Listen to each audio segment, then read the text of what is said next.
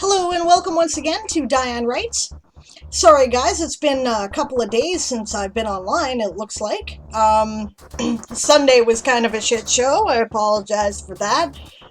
I kind of needed some time to catch up and I, didn't do my first stream since it seemed there were lots of people covering it, and they did, which is awesome. And then Sunday night, the power went out for like a 90-kilometer radius. So yeah, power came back on sometime between 7:30 and 8 o'clock, I think. So I could have done the game, but it would have been late. So not worth it. Oh, thank you for the posture check and hydrate, Barbarossa. How are you doing? And then Tuesday, I forgot that I was supposed to do an extra stream. So sorry about that, gang. Happy time zone to you too, Kit. Let's say hello to everyone. All right, hello, James. First in the chat, as always. Hello, Kalyatan. Hello, Siobhan. That's when Kahuna barreled in with the raid. Hello, and thank you for the raid. Yeah, hello, Daz. Hello, Shy Red Fox. Hello, Magpie. Hello, Masadis. Hello, Emily. Hello, Rowan. Hello, Satrium. And hello, Barbarossa, which I already said. And hello, Kit. Alright. Okay, so we have a couple questions in the chat already, and then we're going to get into some sprints right away. Right away. Because I'm way behind! way behind! And, this must be fixed. Right, so. Alright, first of all, let's see here. Kayetan asks, would we consider grapes a resource? Not the wine necessarily, but the fruit from which it's made. Absolutely. How else are you going to make wine? Also, they're, depending on the technology level of your world, they might be available to be, sent off and as just fruit to eat, right? The Romans did that. They would pack it in ice and ship it. Right? The ice, of course, would eventually melt depending on where they were sending it, and well, most places, but how long it took was the key. So they would start with like this massive block of ice, and it would just be like, water by the time they got where they were going. So that's, that's a possible thing, right? James asks, how did we, British, treat the Canadians when we were an empire? I was never taught this at school, apart from bits of what we did to the First Nations. He says Indians, but we call them First Nations or Indigenous here in Canada. As Amelie points out, Brits did not like the French people in Canada. Yeah, okay, so for the most part, British subjects had it pretty good, right? They were kind of secondary thoughts in, like most of the rest of the empire, but the American story about how the Canadians horrifically abused them is largely based on taxation of wealthy landowners, and we just didn't have quite as many of those here, so it wasn't quite the same pressure. Plus, Halifax was a very important strategic point in Britain's imperial military structure. Halifax was a huge port and a significant Navy presence, Royal Navy presence. So it was harder to ignore us, right, I guess? And so we had it pretty good, right, as far as the British subjects go. Now, this is one of the reasons, though, why Canada tends to be pretty regionalized. And it's very interesting. Canadians live a very different kind of life depending on what province we're in. And part of that is due to our history, right? So if you were in Nova Scotia or Ontario or New Brunswick, you were probably doing pretty well, except for the Acadians, right, who were a French-speaking people in New Brunswick and Nova Scotia. And they were banished from the country like not long after, like 100 years or so, maybe after Britain seized control of Canada officially. So they ended up becoming the Cajuns, right? They wandered down until they reached New Orleans and Louisiana, and they, formed their own culture there, right? And the oldest Canadian folk song was written at that time, right? Which is called Un Canadien Errant, which is, the wandering or lost Canadian, right? And then of course Newfoundland was seized territory, right? Because they were like independent colonists that, were doing their own thing. So Newfoundland's still kind of resentful about that, right? And then, when it came to the First Nations and the French people, it was a totally different animal. France was here in Canada long before Britain was. There's two fortresses that I visited on a trip across Canada. One of them was Louisbourg, right, which was created by French settlers, right, and it was, I guess they ended up abandoning it. It was on, it was in, where was it? Nova Scotia? No, New Brunswick. It too was in New Brunswick, but it was like, they ended up getting the crap beaten out of them by Americans at one point, right? So there was that, right? And then the rest of New France, right, was kind of viewed as a thorn in the side of the British, and they constantly kind of competed for resources and territory and stuff. Although, not usually open fighting, not unless it was Napoleonic Wars, basically. Right, so then what happened is that, the Americans had their revolution, and everybody else looked down and went, fuck, we don't want to be Americans. So New France, Quebec, was annexed by the British. And the condition for that was the Distinct Society Clause, which allowed the French people there to keep their religion, which was Catholic, as opposed to the English, Protestant Anglican type thing, right? Their law code, which was based on the French law code as opposed to British common law, right? And their language, right? And but they still, I don't know that it was malice, but there was certainly a lot of benign neglect and assumptions in British-controlled Canada when it came to our French population. It was very hard to get services in English. Things were often like, it just, they were always a second thought for infrastructure, resources, it treated kind of like second-class citizens, right? And that, actually not even kind of, I'll say outright second-class citizens. So there was a lot of resentment that is still present today in things like the referendum that almost had Quebec separate a few years ago. And there's still a significant party called the Bloc Québécois, which is kind of dedicated to Quebec independent nationalism, right? And the First Nations, of course. Now, they're not always... Yeah, 1949 is when Newfoundland joined Confederation, exactly, and they're still resentful about it. Yeah, it's like they didn't officially join for quite some time. They were an independent thing, right? Okay, so, yeah. What happened in the United States to the First Nations people is basically like what's happening to the Palestinians in the West Bank and whatnot, and in Gaza now, right?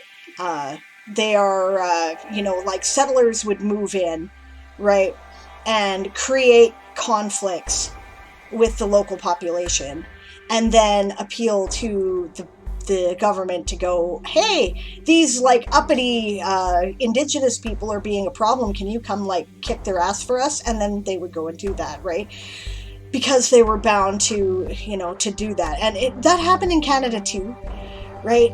But not quite as aggressively at first, right? Because there was more based spread out, I think, but there were significant conflicts, right?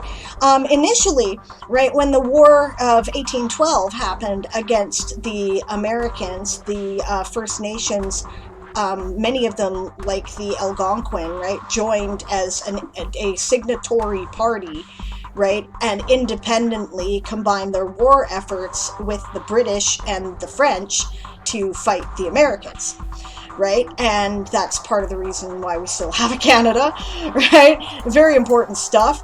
But then there were things like the Northwest Rebellion, where colonizing British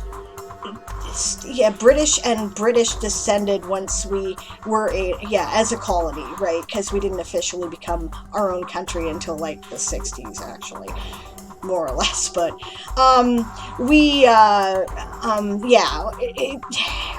white aggression ended up. Okay, actually, I'll say British aggression, because it was also a culturally fueled uprising, largely led by Métis, who are the descendants of French explorers and settlers and the the First Nations people, right?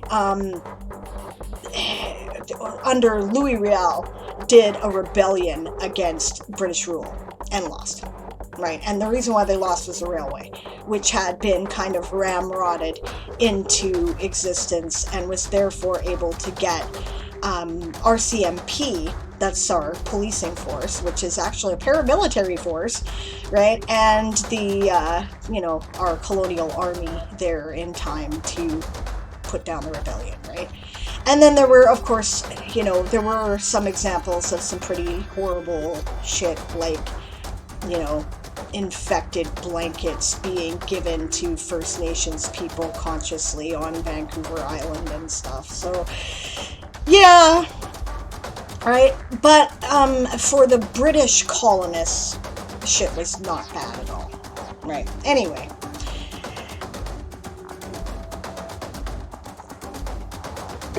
Yeah, but 1967 was the Constitution there.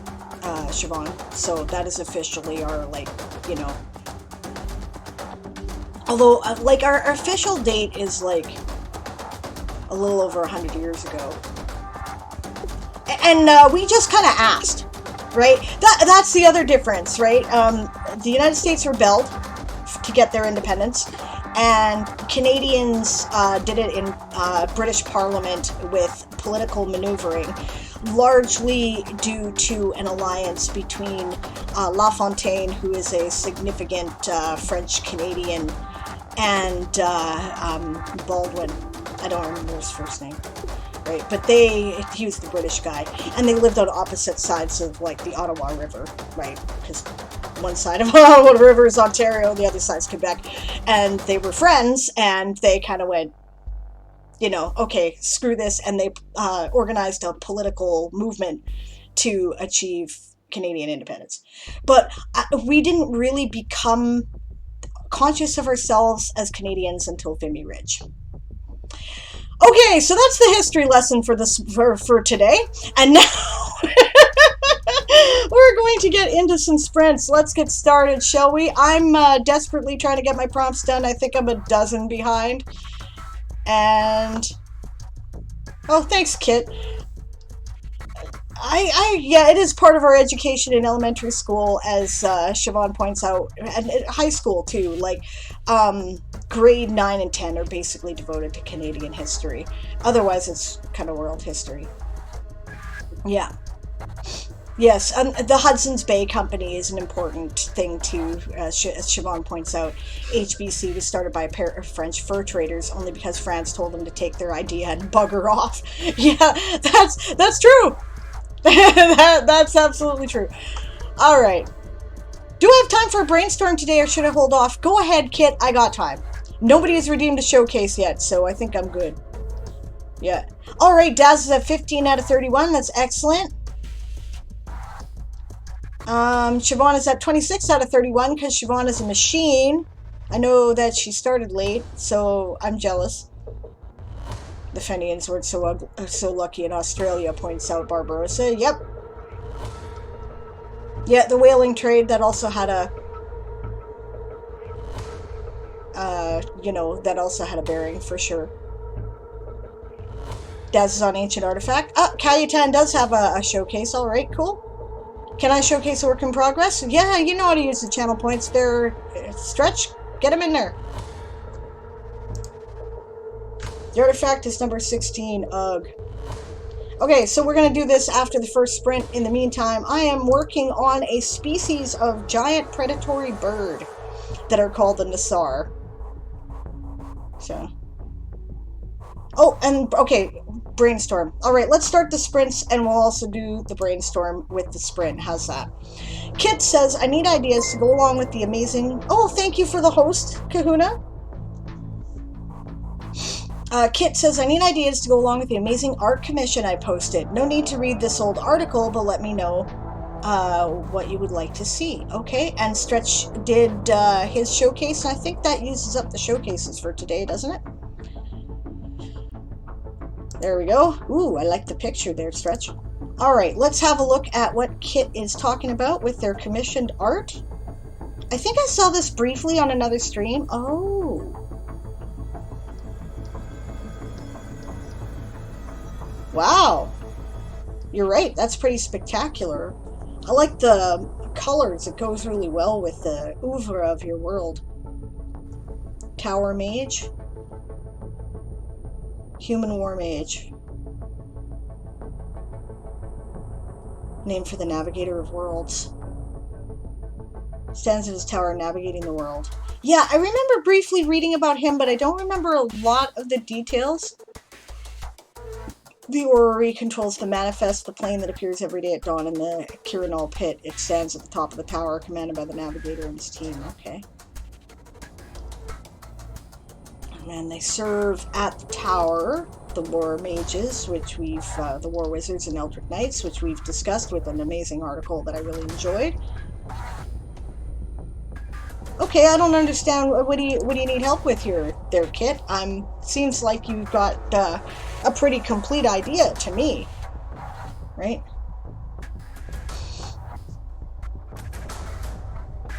Nice. Okay. Daz has finished her language article in the rough, and since we have imported her Nistling species to our universe with some modifications that may blend into our universe too, Old Worm is a good name for the language. The article is that it's part of does not go along with that image.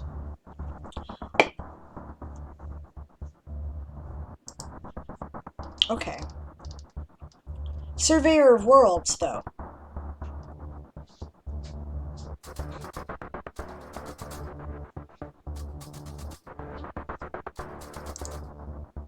I dropped that image into an old article and felt the smallness of the world.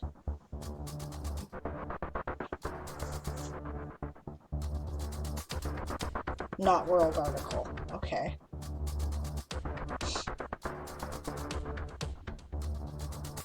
Oh, the smallness of the article. Yeah, okay, I see what you're saying. So you want more details. Okay.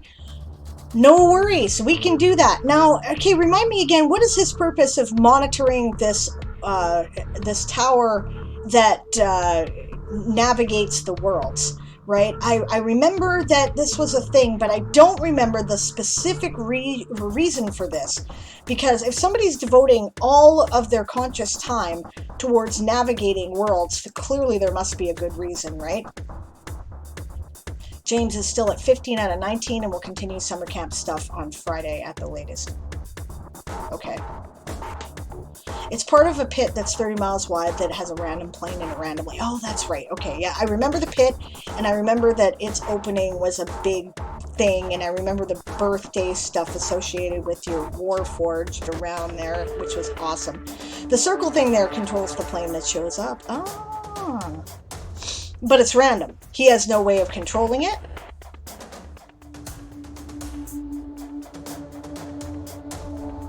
It's the circle on the left of the screen. Okay. This thing. Whee! That's a cool effect. That's cool, Kit. I like that. He controls it 6 out of 7 days, and then the 7th day, something random shows up.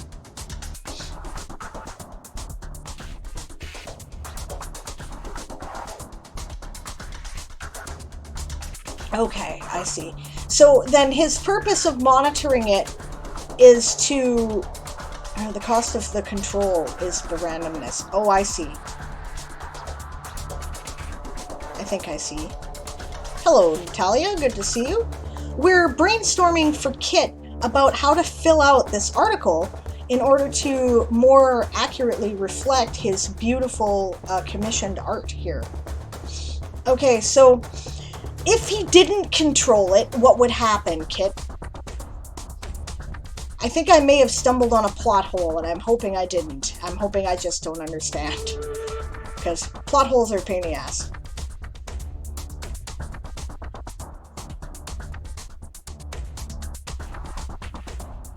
Oh, may I have the link then? Of course you may. I'm a fool.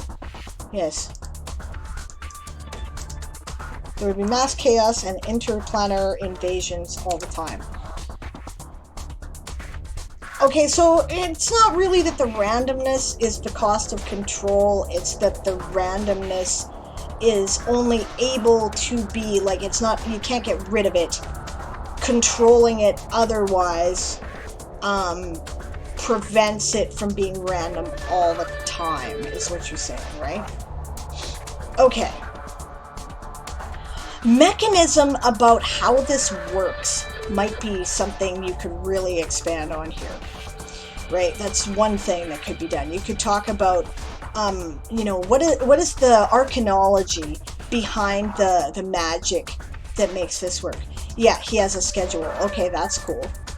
We'll look at the schedule, because that may provide context. And context is important. A new plane appears every day at dawn. Can be partially controlled by the Navigator of Worlds using the Orrery of Worlds. Before the methods was created, the mortal races hunted in their fortresses. Subject unknown planes appearing randomly for indeterminate amounts of time. The taming of the pit and the introduction of a little order has led to the greatest flowering of civilization and magitech in the history of the world. Great fortresses and cities grown around the pit, driven by the influx of extraplanar resources that they can plan for and harvest. So can you pick this? Can we select it? Let's go to the Bifrost. Now you can just make it stop. Bifrost!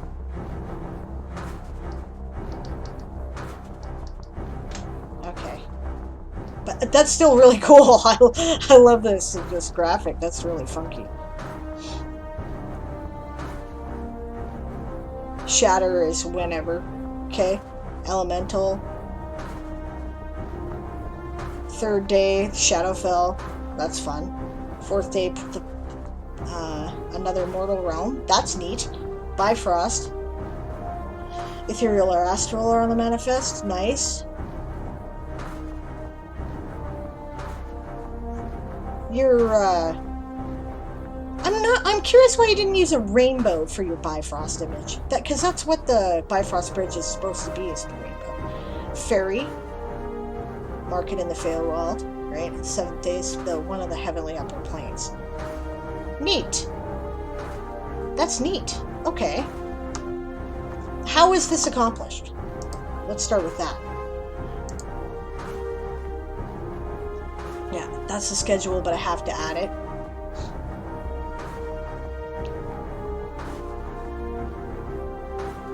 Dropping frames? Okay. I couldn't find a bridge that was a rainbow that day. I think I did find one eventually. Okay, fair enough.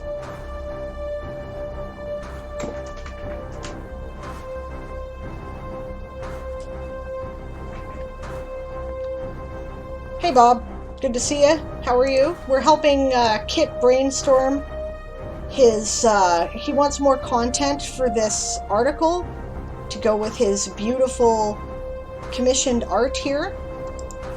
We are trying to help him out with that.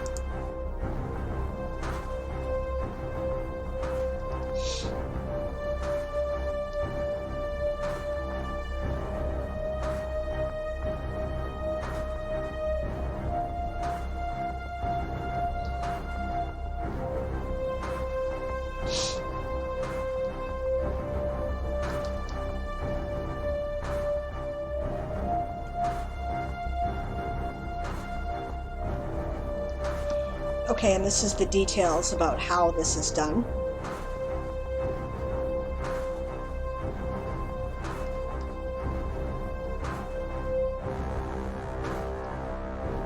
Okay.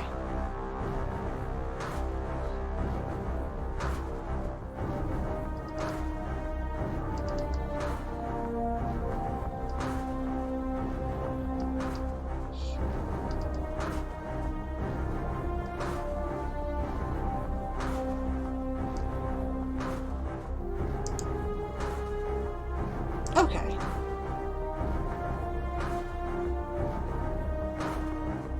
Kill that Days of the Week article tab. I think I did. Yeah, I did. It's gone.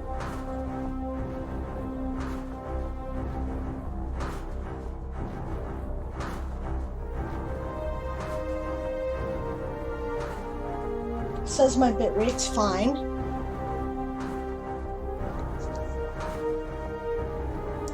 Oh, did that stay up? That might be the problem. Okay.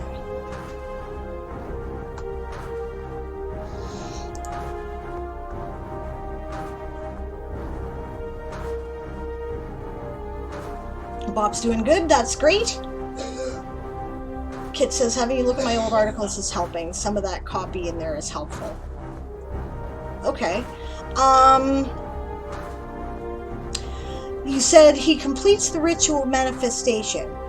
What is needed for the ritual manifestation? Structure of the tower might be really useful. We've got like the tower, right? What is it like inside? I want to know what happens when I open the door, right? Can I go in? Am I allowed to do that? If so, when am I allowed to visit? If I did visit, would I not be allowed to disturb the navigator at work? Or would I be allowed to observe it from a distance?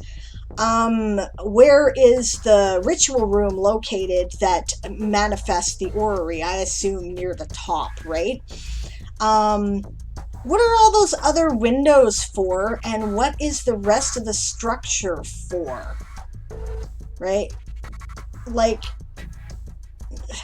a tower is expensive and difficult to construct, and it has a lot of rooms in it. And then once you've done that, it's expensive to heat. So you wouldn't do that unless you needed that many rooms and that much space and perhaps that height.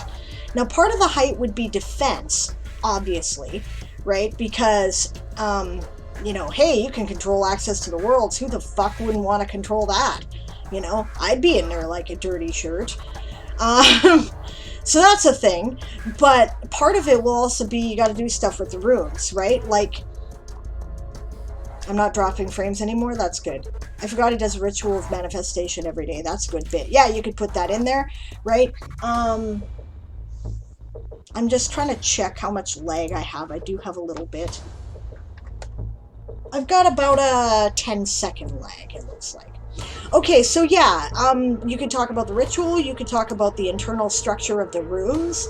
If you're inclined, there could be maps for each floor. How many floors are there? What does the navigator obviously cannot control things for 24 hours a day. He does a daily manifestation ritual, right? So what does he do with the rest of his time? And what are his rooms like there? Does he have a library? You know, what does he do with his leisure time? That stuff is probably taken care of. I imagine he can't leave for long, if ever.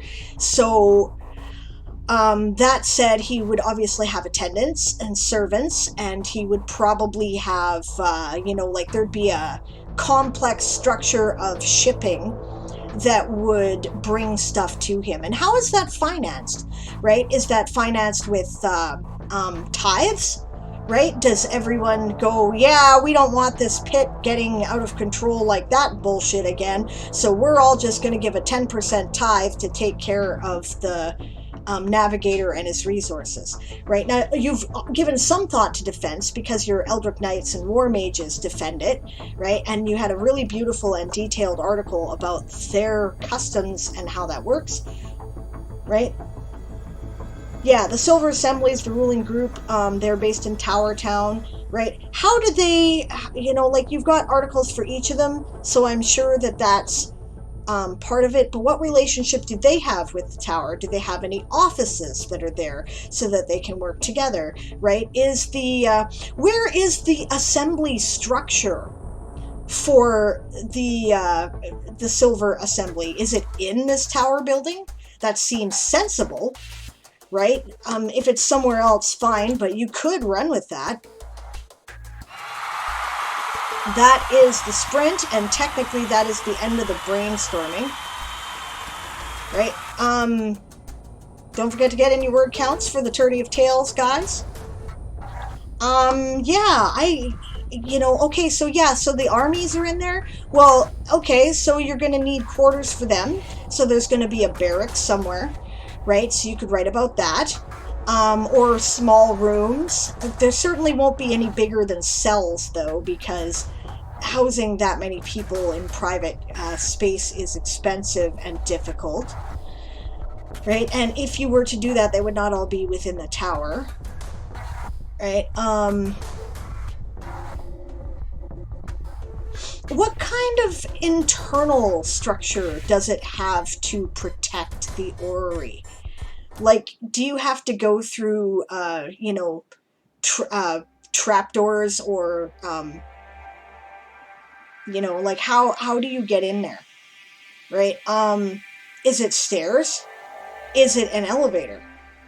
If it's stairs, how will the navigator get up and down the stairs, right? What happens when the navigator is sick, right? Do people come in and take care of him because he can't leave, or does he have to go somewhere else and somebody else watch the tower, right?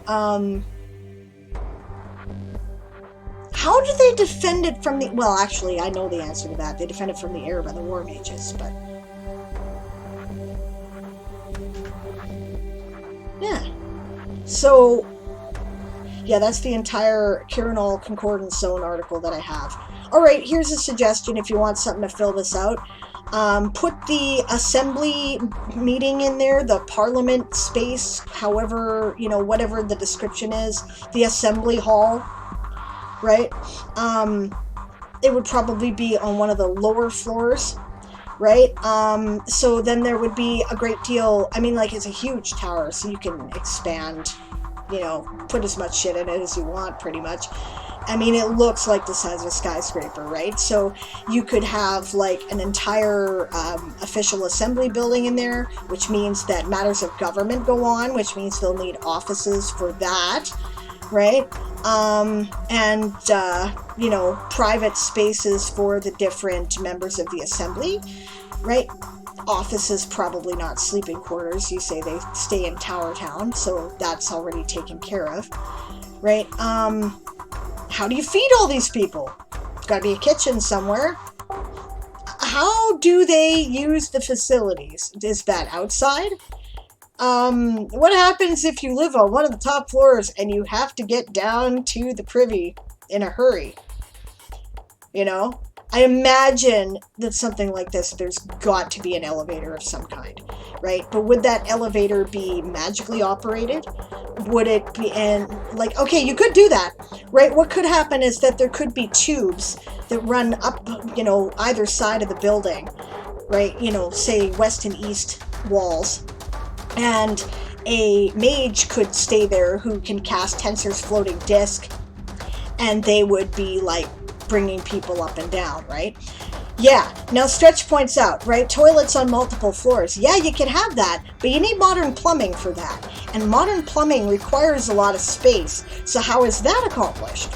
Right? You could describe the plumbing system in there. Even if the rest of the world does not have plumbing, maybe this place does, because they're putting the best of their resources available here.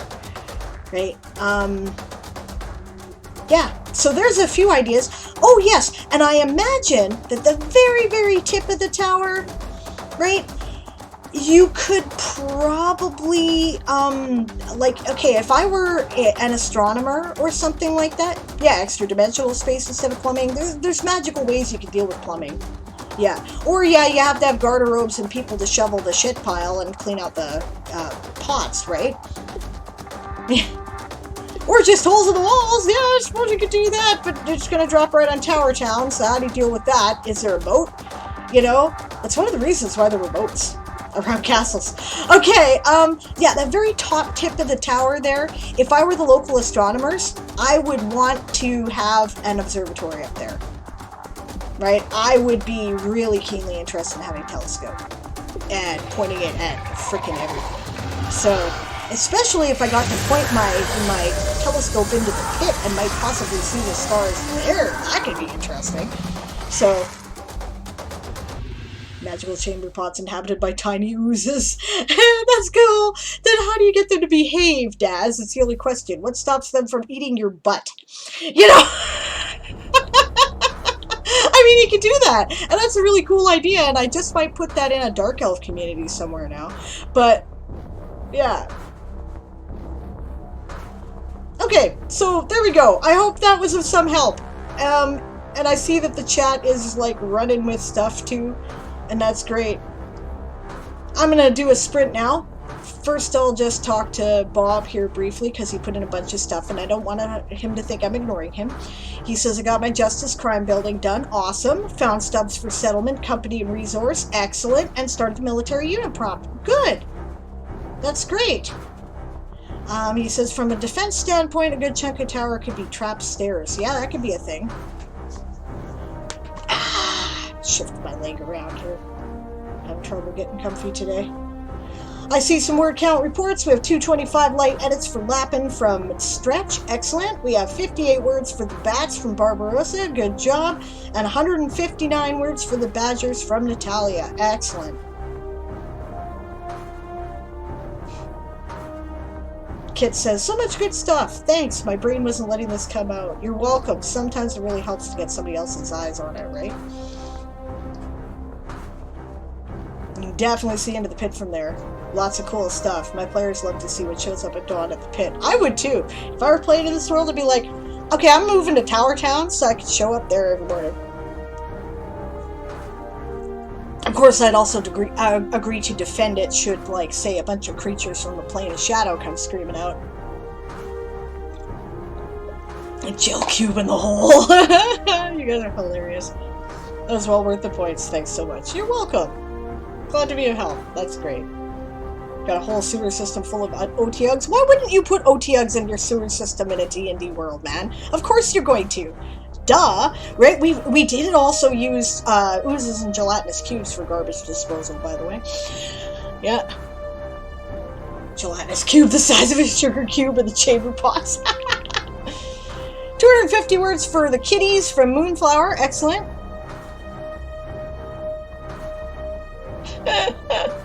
Just taking notes with Sable's mouth count as words for game tones.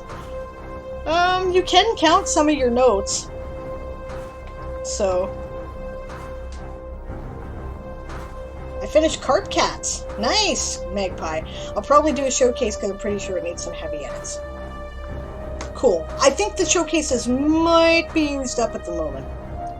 I'm not sure if they are still available. I'll check. So you might have to wait till tomorrow. But sure. No problem. I have a lot of stuff in this, don't I?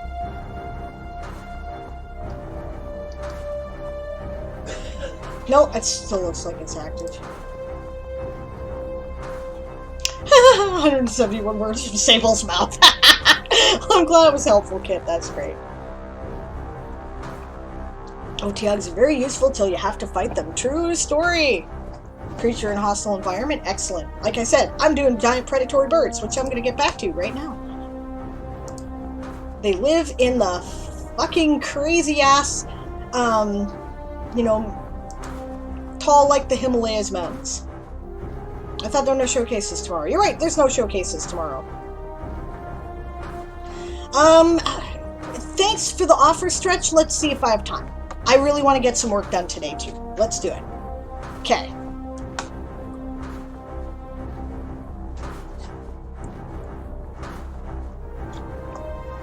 Okay, so I was tip-tapping in the background while we were off screen, and this is what I wrote. We'll continue from here.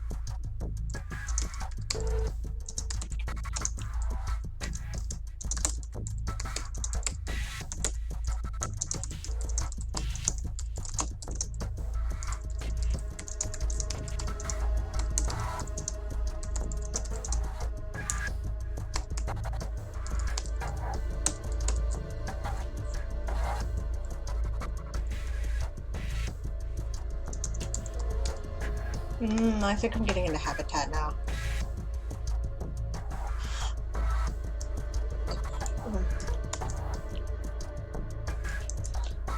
We'll take this and move it to the next section because we don't need to.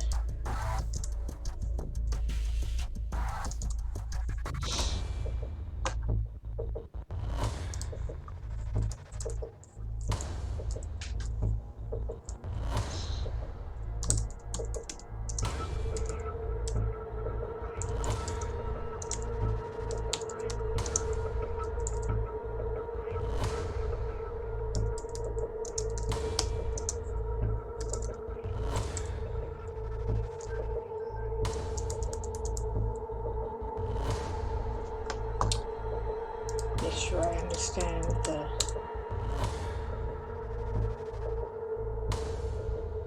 Yeah, that's what I thought.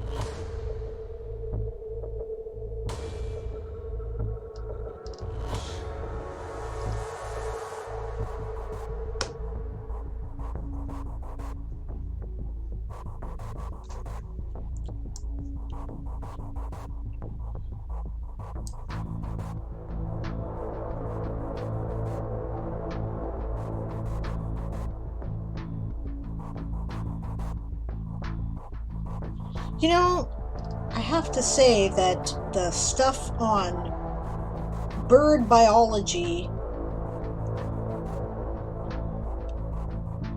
is shitful on Wikipedia.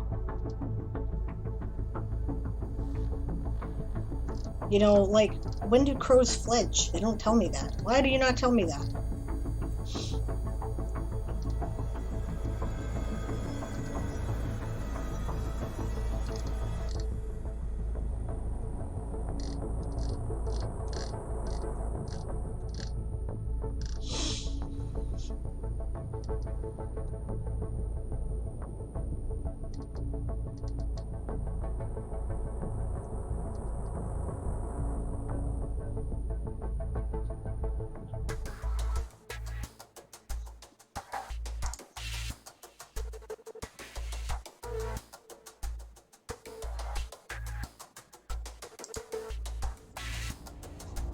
Yeah, you're not helpful.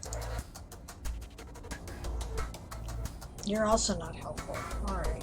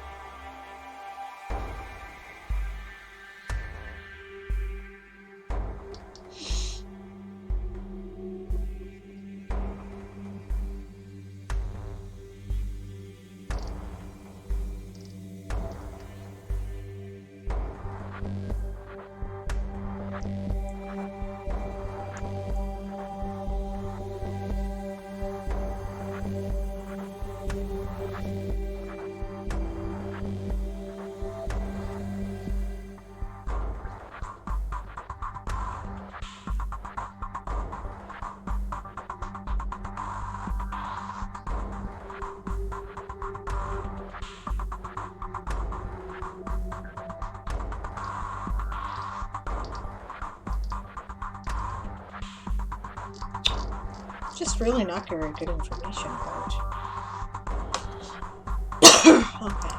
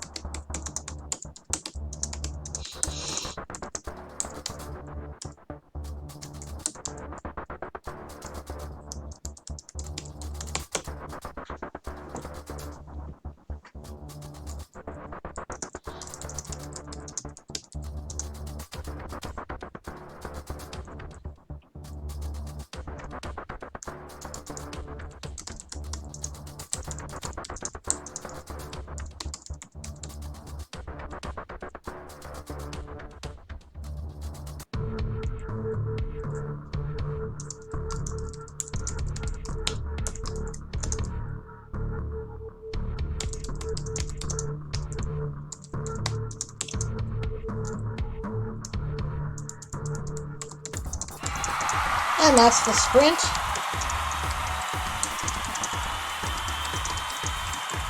All right. Well, I feel that was productive. I have some really cool ideas, I think, about my birdies. Intelligent birds are really interesting. This is why I was looking at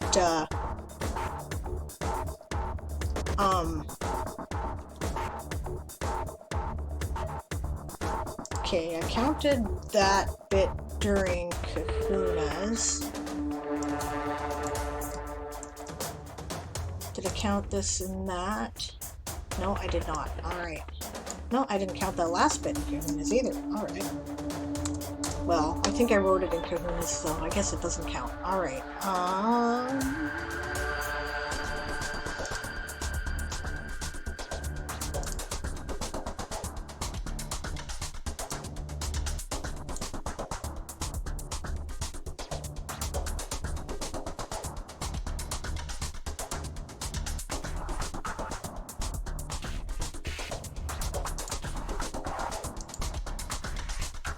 Right, I cut it there.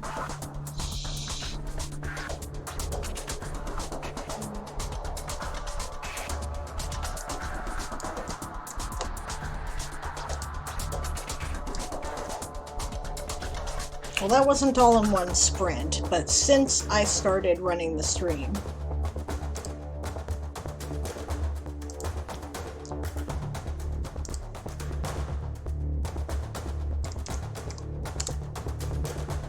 Gloria, how are you?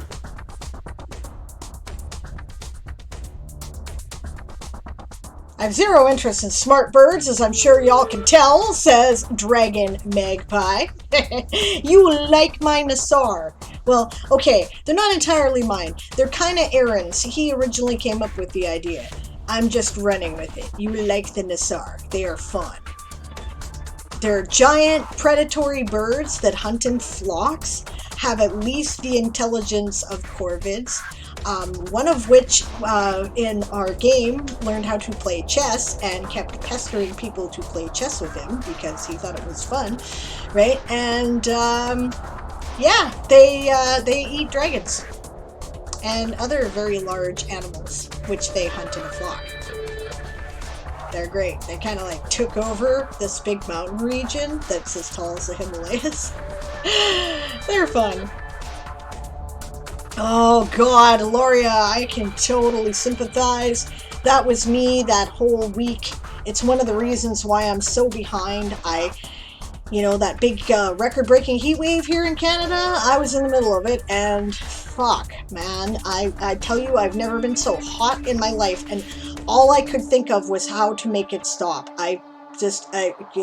No, I'm never doing that again. So I feel your pain. I missed a lot of conversation here.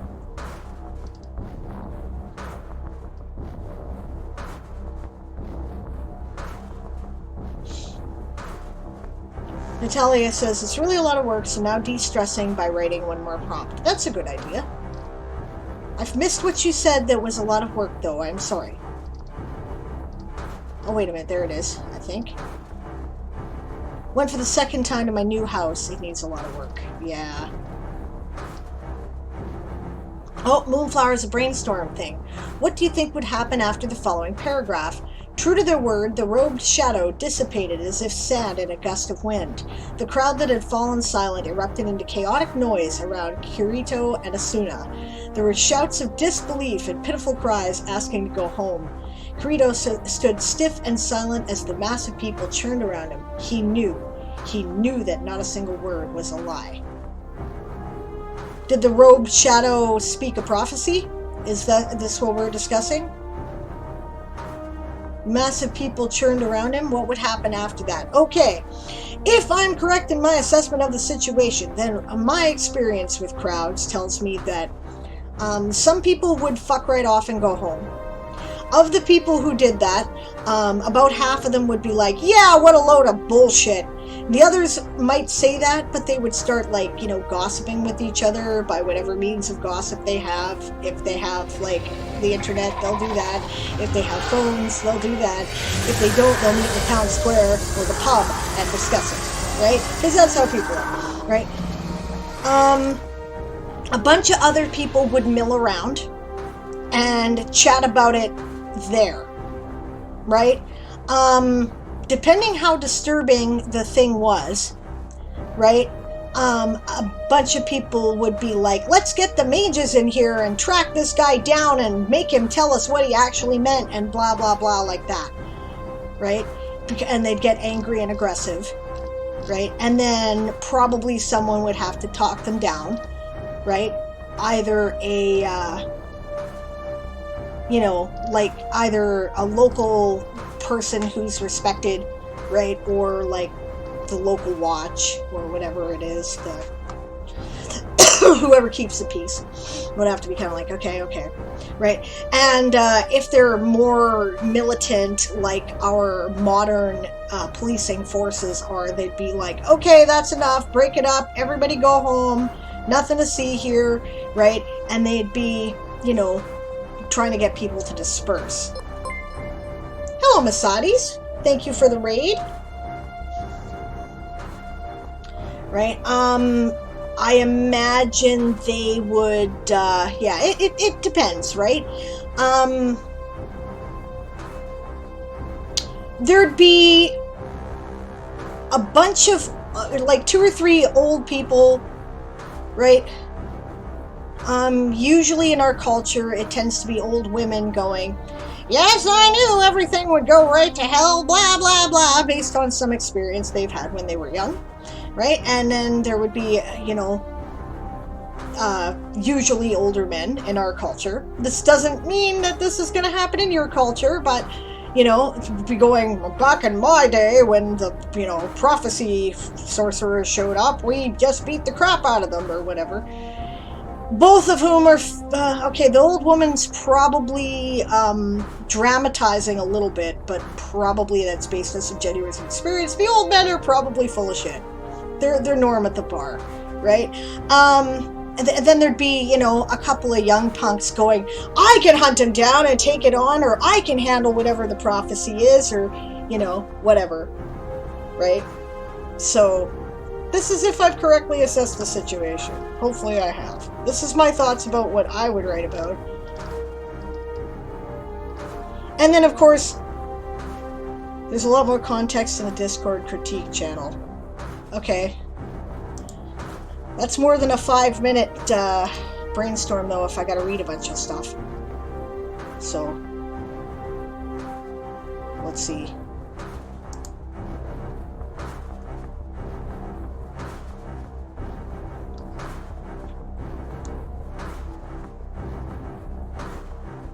Ah, okay, Sword Art Online Remastered. Okay.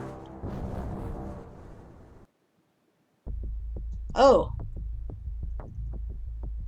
20,000 lucky souls selected to populate this world of mine, the world of infinite Aincrad. Okay. You're here to make new lives, survive, and prosper. The world is real, but nigh identical to the Aincrad, which was home to 10,000 players for 2 years. Before its tragic defeat. Oh, here they're in a game world, okay. Except the game world is real. Okay, no, that's totally different context. Okay, so a bunch of people would be like, yeah, I don't believe any of this bullshit, and I'm gonna find out where the man behind the curtain is. Oh, you've got your answer? Okay, that's cool. I mean, it's the same reactions, basically just tailored to the specific scenario, right? Some people would disbelieve it. Some people would be, gossiping about it. Some people would kind of freeze and not know what to do. Some people would, be like, I'm ready for the challenge, right? I've been waiting for this my whole life. Some people would be like, yeah.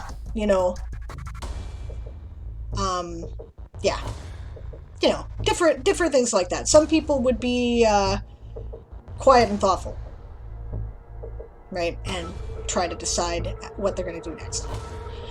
Okay, I'm going to take a break, gang, because we're after the first hour and I'm out of coffee, and this is not a happy moment for me. I see Natalia's been writing while I've been yapping. Gabby got 800 words done today, taking a break. Excellent.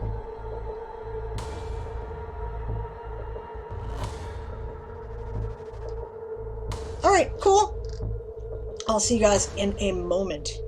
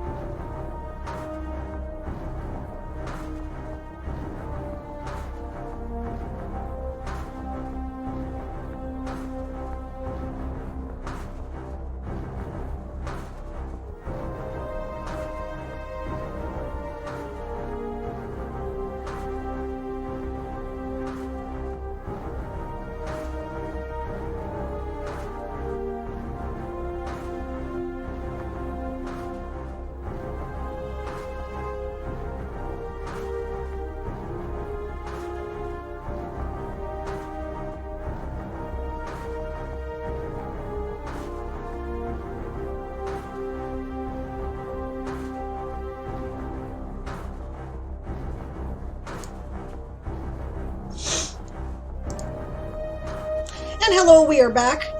Sorry for the delay, guys. You know how it is. It was 1:30. It was time to put food in my mouth. That's okay. Which I never remember to do until I'm in the middle of the stream. Hello, Missoula. Welcome to the stream. That says this is the first time you've been here. I don't recognize your name, so I don't think we know each other.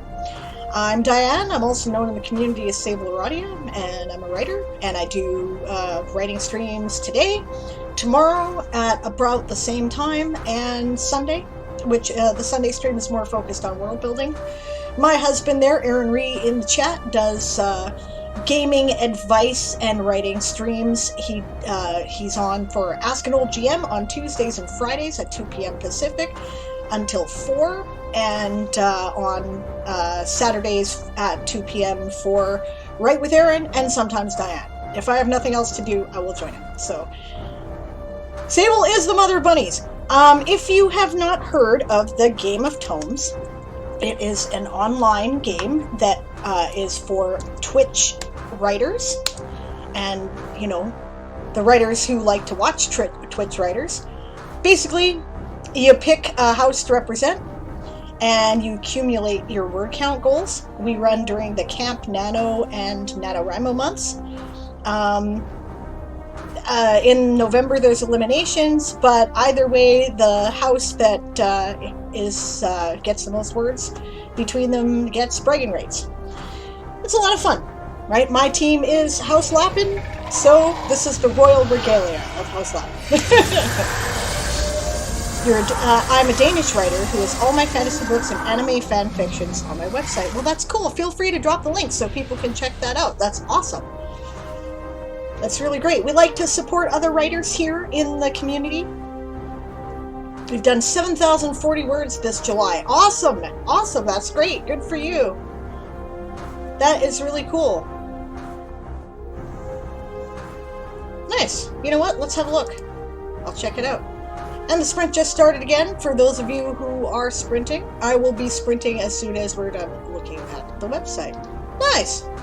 We'll translate this to English because I am terrible with Danish. I don't speak any Danish. Yeah. Oh, I started writing when I was 12. I started writing when I was 10. I feel you. Yeah. Decided in 2020 to begin your own website where you can publish fan fictions and fantasy books. You might hit it off with Moon pretty well. Moonflower Writer is also does a lot of fan fiction. We love and support fan fiction here, so writing is writing. Oh, and you got a schedule. Nice. I like your background. Science fiction fantasy. You're a nano enthusiast. That's awesome. Okay, if you know nano, right, then you've probably, if you've been on Twitter at all, you've probably done Elena May's Nano House Cup. The Game of Tomes is like that, only it's loosely based on the Game of Thrones. It runs all month, right? So, yeah, we have a lot of fun with that. And how you play, if you do decide you want to play, which you're not required to, just hang out and write with us, that's fine, right, you do a word sprint or you write during the course of the stream. Before the stream ends, at some point, you hit the channel point rewards button. You will see underneath my chat box here, mine looks like a treasure chest, but of course, if you're, on Twitch at all, you'll see everybody's got their own thing. And you click that, you'll see a bunch of channel point options appear. You click the option for the house you want to represent. It will cost 1, 2, or 3 channel points, which means everybody can play, right? And you just accumulate words for that house. Type in your total words and go at it. Writing is counted word for word. Light edits are counted at a rate of 15 words per minute written, or 1/3 of the total words, whichever is to your benefit. And heavy edits, which rewriting counts as, right, is counted at 1/3 or no 1/2 of your word total, or 30 words per minute already. So yeah. Oh, thank you for the hydrate and posture check there, Barbarossa. Hail hydrate. Thinks Missoula's picture looks a little too familiar, but knows they do not know them. Yeah. Yeah. That's cool. Nice. Where's Delian when we need him? Why do we need him there, Bob?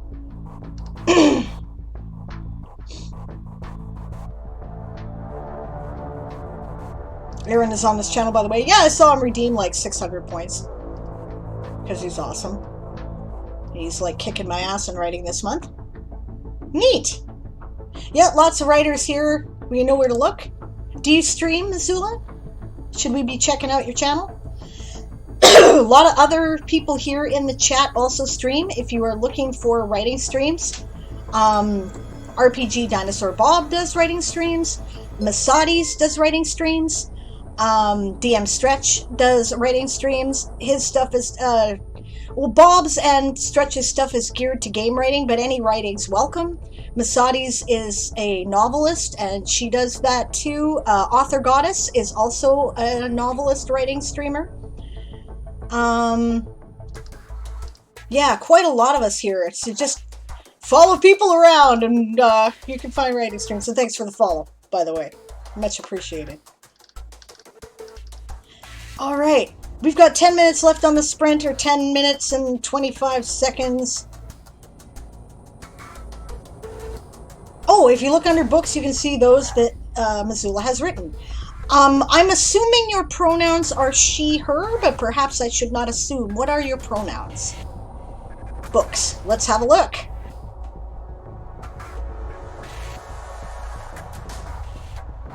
Ooh, nice.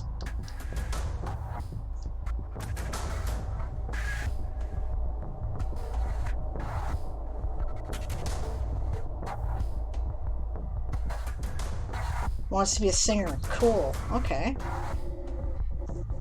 Vampirana Licaro.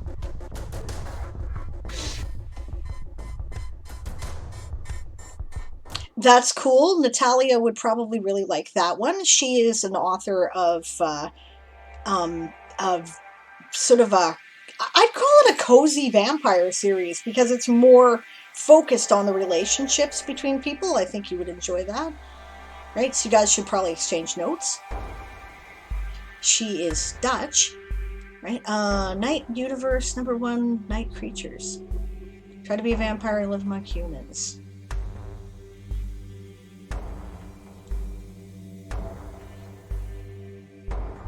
Good angsty vampire stuff. I like angsty vampire stuff. I would enjoy that.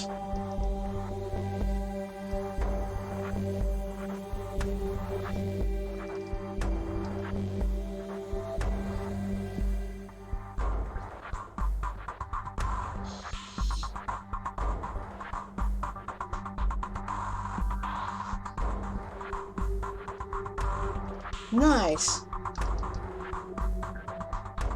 Also, I really like the layout of your website. How the birds are appearing, or the words in the books are appearing.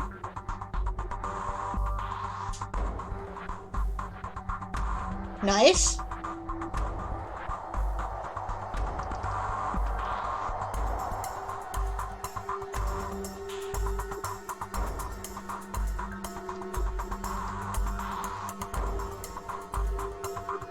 Cool. That's great.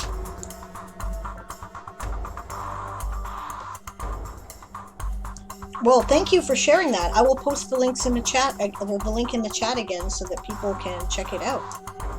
Yeah, cozy vampire story. Yeah, I love it. I absolutely love it because, you know, every now and then I just don't give a shit about the vampires fighting werewolves, you know, right? I kind of want to see what they do in their regular lives. I am a girl. Okay, she, her. No worries there, Missoula. Awesome.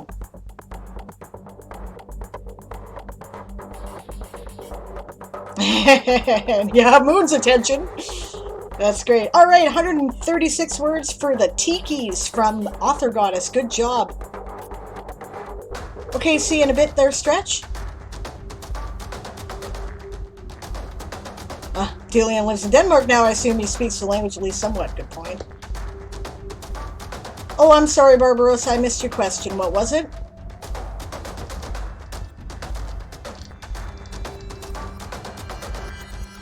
I'm writing Danish. Writing stories in English is very hard. Yeah, you know what?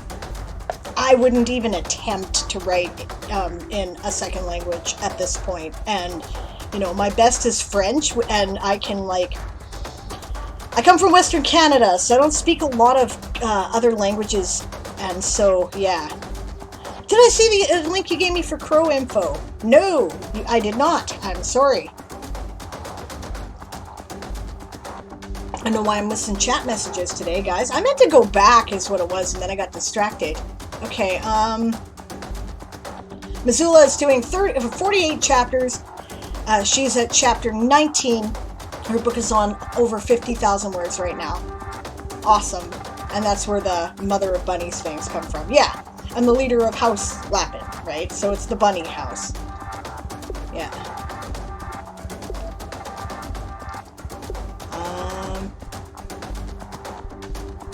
I agree with Bob, by the way, there, Magpie.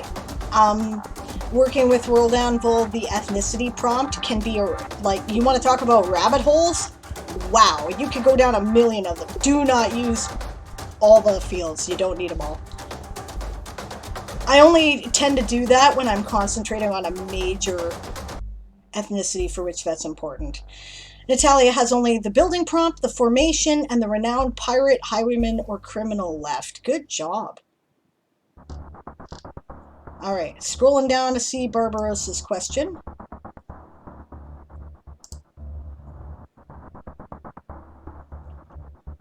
Nope, still not answered there.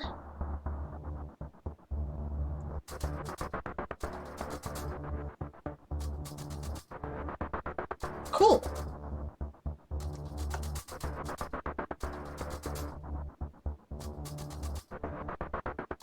Hello, Eli. I'm in a stream that is not mine for the first time since my mom got bit by a cat. It's been a stressful couple of days and looking to continue being stressed. That sucks. Does anyone have a way to keep World Anvil from eating your line breaks? Yes? Switch to the legacy editor. That's my advice. Right? That's what I use, and that's why it doesn't eat my line breaks. Right? Conversely, you can also use this a couple of times there, Rowan, and that will create breaks. BB code. I think. I don't know if you can do that in the what you see is what you get editor.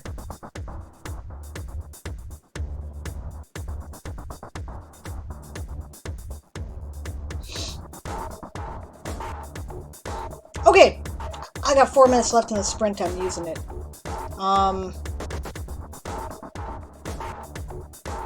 Bob, I don't suppose you have that crow link handy again, do you? I can't seem to find it scrolling back.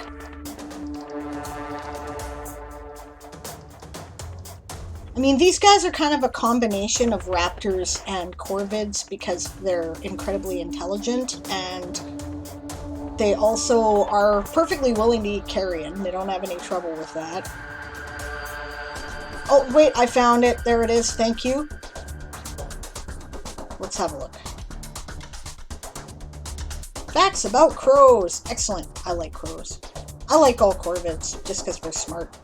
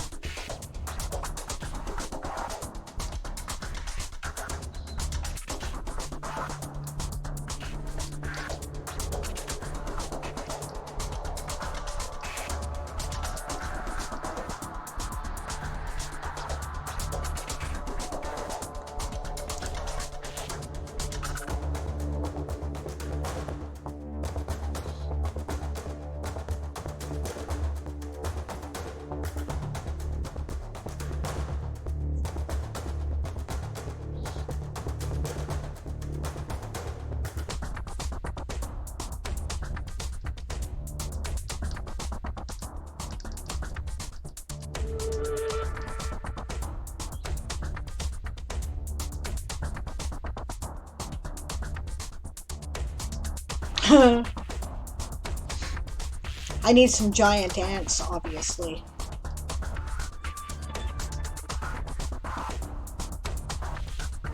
Ooh. Yes.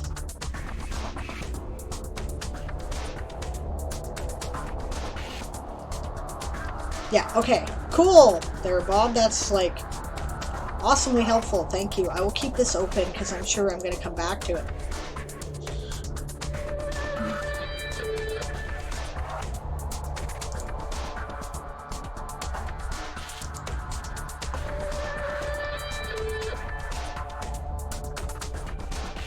Gradually increasing their flight distances.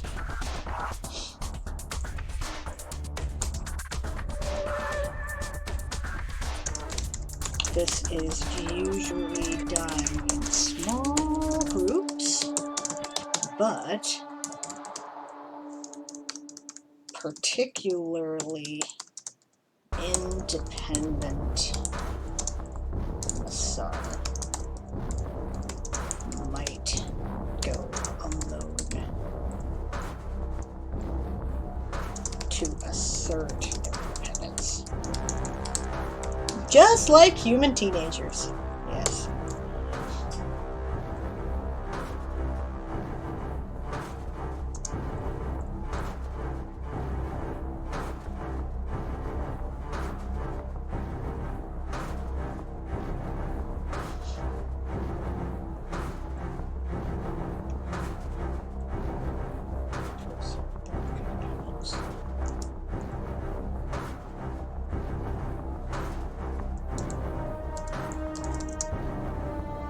Is uncommon for young. That is the sprint. I think I'm gonna just stop there for a minute because I have this half-formed idea. I will count this though because that is a confusing piece of information right there. Okay. So all 22 words this time. That's okay. That's 22 words I did not have before. 4 to 5 weeks. Gotcha, Bob. Thank you.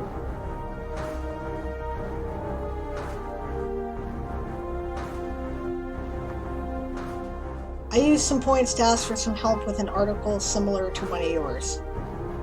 Did you use it as a showcase? I thought you... Did you not? Oh. Okay, Barbarossa, spot me the link again if you don't mind. Yeah, I've been doing so, but if you don't use an enter before and after it, it still does not leave a blank line, and sometimes it eats the entered blank line, says Rowan. You know what? I gotta get back a bit.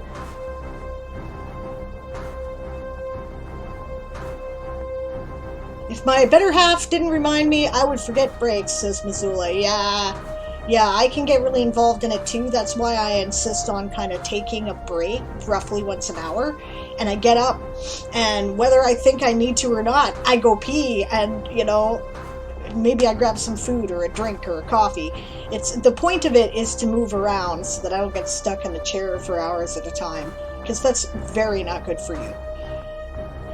I really should set up my... Okay, you know what? I got an ironing board with the purpose of using it as a standing desk, and I keep thinking I should set it up for this. I noticed that Hefe's done this recently, right? And I'm like, that's a good idea, because then I would walk around and stretch more.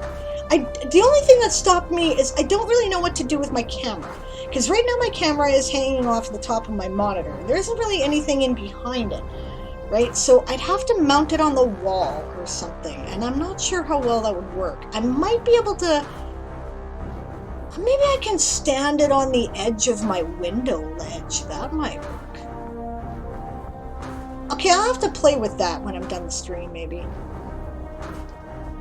Okay, yeah, alright, so how you get to the legacy editor there, Rowan, is you go to your account settings. Right? Let me see if I can show you.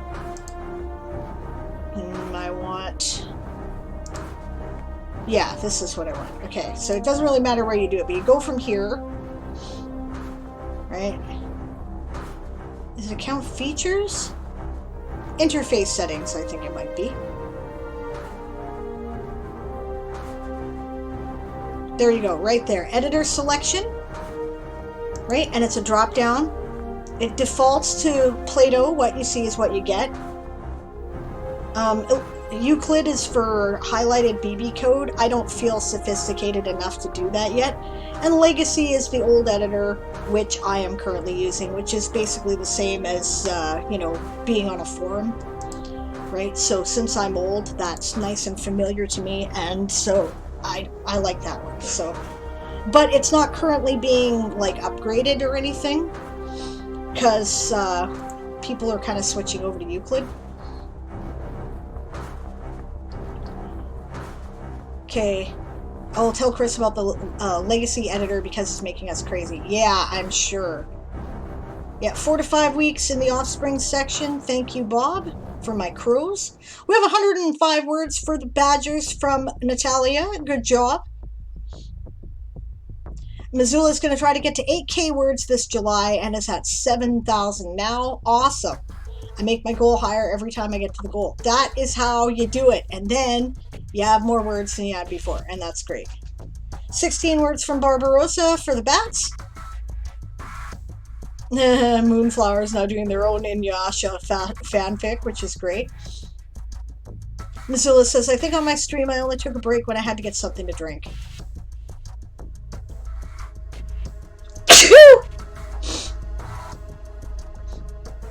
The Rifle Mages. 15-minute brainstorm. Wondering if you could help with my article and filling in some stuff. I have another 15-minute brainstorm I have to do and 2 showcases. Come on, guys. What are you doing to me here? What am I supposed to write? Come on now.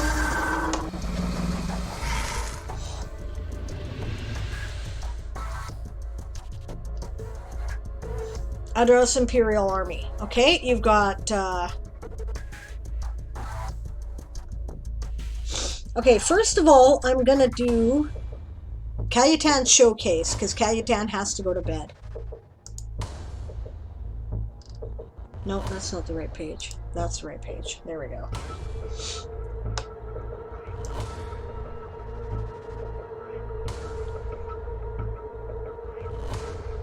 All right.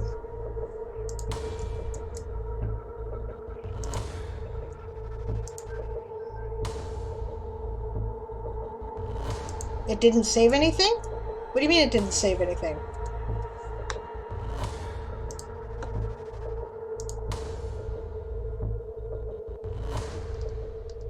Oh. It did your rank symbols table, which looks beautiful, by the way.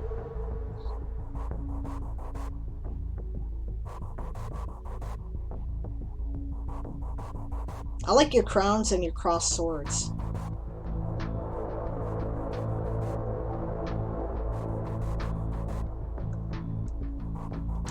Uh-oh. I had words, he says. Do you have multiple editor tabs up, Barbarossa? That's a good question. Sometimes I do on different computers. I think I saw that table somewhere before. Barbarossa bases his tables on ones that are in Wikipedia for similar stuff, and designs these tables for his different militaries. You probably did see something that looked very much like this in another military article that he did. Mine is not nearly this cool. I tried to do it Barbarossa's way, and I was too stupid with CSS to figure it out. So, I admire it. Yeah, check and see if you have multiple tabs open, and if you need me to refresh once you've figured it out, let me know. In the meantime, like I said, we're going to do Cayetan's showcase here. The second Khanate, correct me if I'm pronouncing it wrong. Date 27 AE to 50 AS, after falling, AF. Type, geopolitical, country. Capital, Altan. Leader's title, Khan. Government system, despotism. Power structure, feudal state. Economic system, traditional. Related items, bow of the first Khan. Related ethnicities, Sekan. It's okay?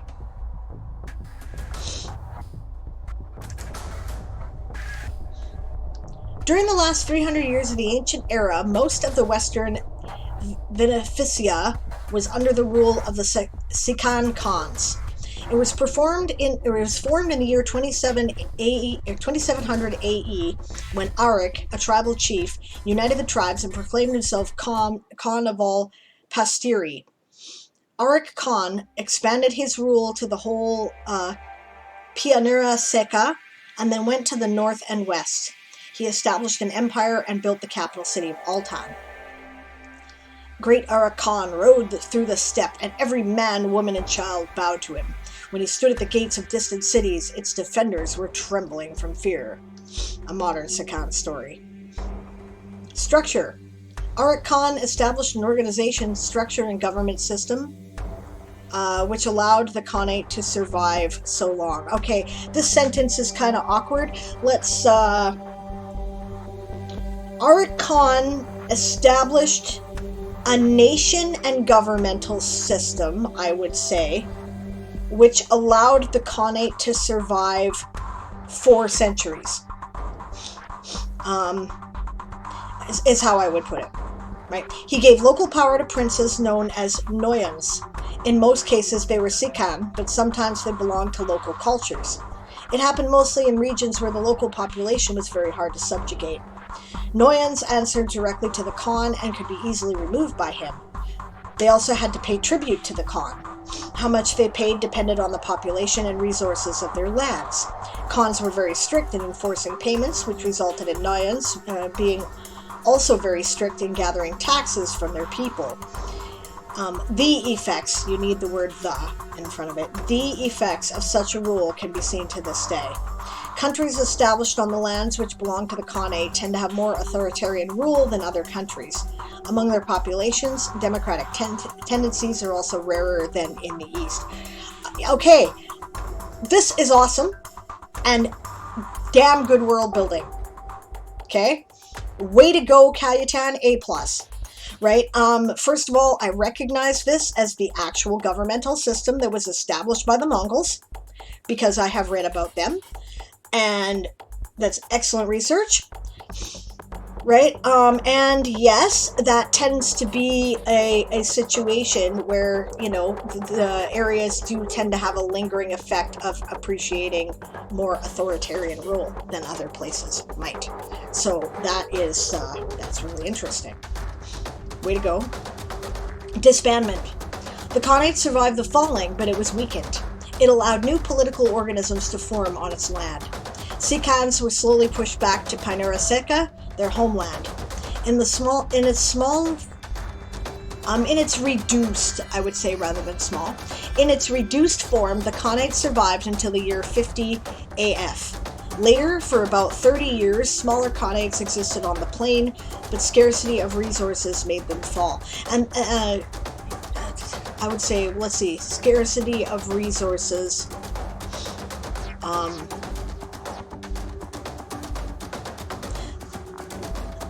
Yeah, made them fall. Would be fine. I would also say,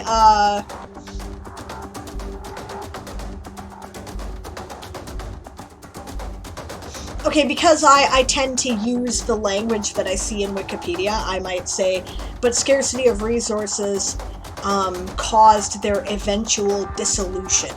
I don't know if you want to get that, like, nerd, though. So, you don't need to. This makes sense as it is. And this is also cool because that basically explains what happened to the Mongolian Empire. Ruins of Altan. Ruins of the Khanate's capital, Altan, are said to be, you've got an extra "the" there that you need to delete, located somewhere in the eastern fringes of the Pianura Seca, or Sika, but no one has been able to find them. It is said that in the ruins there are great treasures gathered by Khans during their wars. Many expeditions depart every year to look for the city, but none are successful. That's awesome. That's kind of like also the, you know, looking for Shangri-La. So that's really interesting. This is good world building, Cayutan. I approve of this. And very little grammar correction this time, or even typos. A+, man. This is top notch. It's short. It doesn't have to be anything but short. I'm leaving this article up because I think this is an amazing example of adapting historical, like historical events to your universe in a way that makes sense, and I'm going to put it up on my highlighted articles for the month. That's great. Okay, now let's see if I can figure out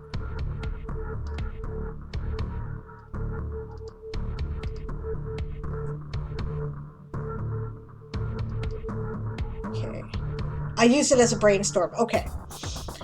Gotcha, Barbarossa. Okay, got the article up already. 327 words for House Mollusca from Smut Geek. Good work.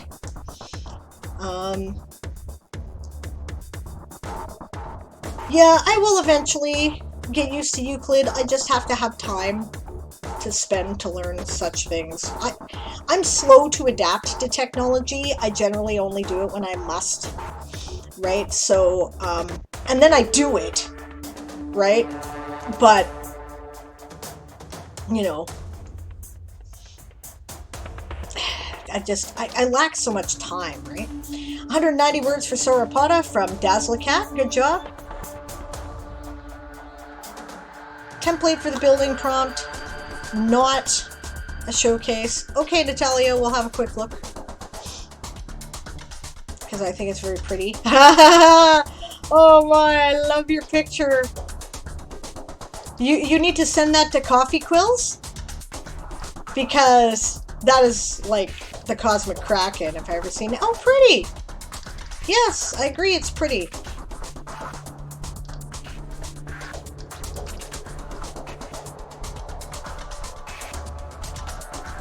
I love your template. Oh my god, that's brilliant. Cool.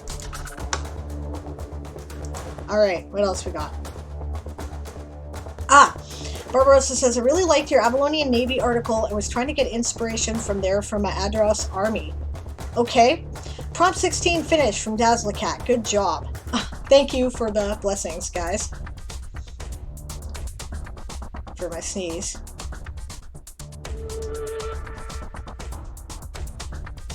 Yes. Bob says, never have multiple tabs up. They don't sync, and if you close them in the wrong order, you erase new stuff by saving the old version again. Yes. What I do, I have 3 computers, right? A crappy laptop, a good laptop, and my desktop, right? Whenever I go to a new computer, if I realize I've still got the article up that I was working on, and I only work on one article at a time. That's the other thing, right? So I work on one article at a time until it's done. I look at it. I go, okay, I just sat down. I refresh the page immediately. I don't touch anything, right? I don't hit save. I don't type in it. I just go right to the URL at the beginning and refresh. That's what I do, right? And then it automatically picks up the last version that I saved, and I can continue from there. And if you make that a habit, it's much less difficult to save over your old stuff. I've still done it, but it's really, really rare. Okay. Oh, I have 2 articles and one is old. So this is the old article, and now we're going to look at the new article. Okay.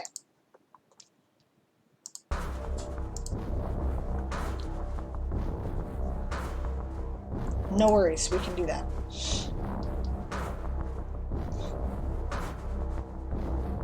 Yes, I'm sucking Missoula into Game of Thrones. Why didn't anyone indoctrinate her yet, says Melody. Because I just met her. Yeah. Only the words that you write in a Game of Thrones stream are eligible for counting for Game of Thrones. However, if you go to this page right here, .dev, there we go. There you will find any Game of Thrones stream that is currently live. So any place that is collecting your points, right? And we're running pretty much 24 hours a day, 7 days a week now. There you will find somebody, right? We also have this, which is the Game of Tomes streaming calendar, which will help you to find who is currently live. So pretty much any time of the day or night, unless something goes wrong, you will be able to find a place to record your points. But no, you can't record points you haven't already recorded, right? And you must redeem them in the stream that you wrote them in, right? So we will make sure to let you know before the stream ends that we're about to end. My stream ends in 1 hour, right? To give you the last chance to input your words. Also, if somebody would mind taking Missoula through the houses if she's interested.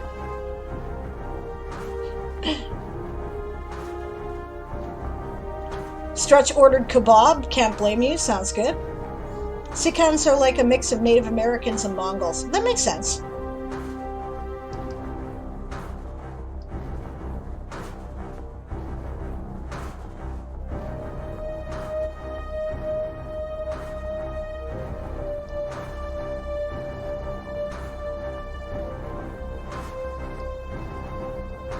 Oh, well, yep, we're sucking her in. Awesome.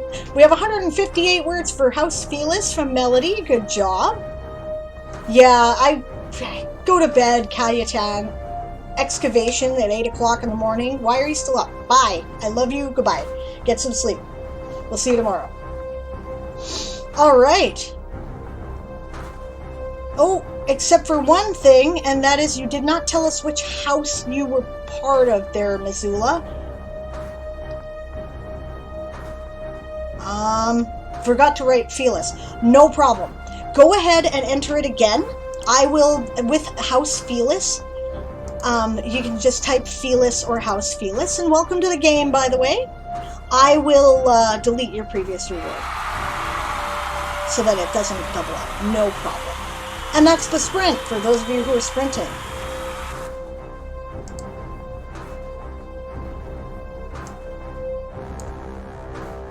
Yeah, so we'll give you back the points for that. Yeah, so just do the same thing you did. Minor house reward, 392, I think was your total, and Felis. There you go. Perfect. All right, we got it. Welcome to the House of the Kitties. We are glad to have you.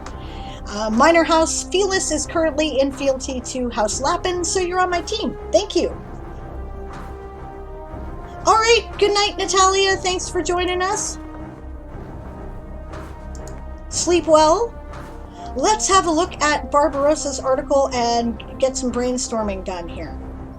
Okay. Yeah, Rifle Mage is a very important unit in your thing. There'll be more as you develop more units. Leader title, Supreme Commander of the Army. Nice. Parent organization, Adros Empire. Yep. Location and related ethnicities. Looks great. Yeah, I saw your loyalty oath. I love your symbol. Land Services branch of the Adros Armed Services, considered one of the... That's interesting. Right away, that's interesting, Barbarossa. Because you're aware, of course, being a historian who has looked into a lot of military stuff, that an integrated armed forces that is designed to work together and in concert is actually a really recent development, right? Only the brainchild of the 20th century. So that's interesting. These guys are a little bit ahead of their time. That's cool. Considered one of the oldest continuously active military organizations in Azora, having existed over 300 years ago as the Adros Provincial Army, respectively. Commanded by a council of generals known as the Office of the Army General Staff, headed by the Emperor of Adros. Yeah, he's the commander-in-chief. Okay. The leader of the army is known by the title Supreme Commander, chosen by the Emperor. Office of the Army comprised mainly of generals, each of whom carry at minimum the rank of Major General and have command over special interest groups within the Army organization. So you have divisions that are devoted to different things, like I do in the Avalonian Navy. That makes sense? Yeah. Indoctrination complete, says Melody. That's awesome. Melody's like, yes, all hail the buddies. All hail the kitties.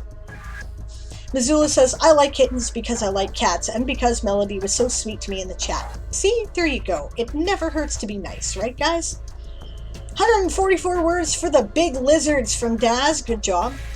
So all I write while in the stream, I can tell. Yes, that's exactly it. Anything you write within a stream, you report in the stream you wrote it in. And when we move on to another stream, which we will do, we will raid into the next person on the schedule when we are done.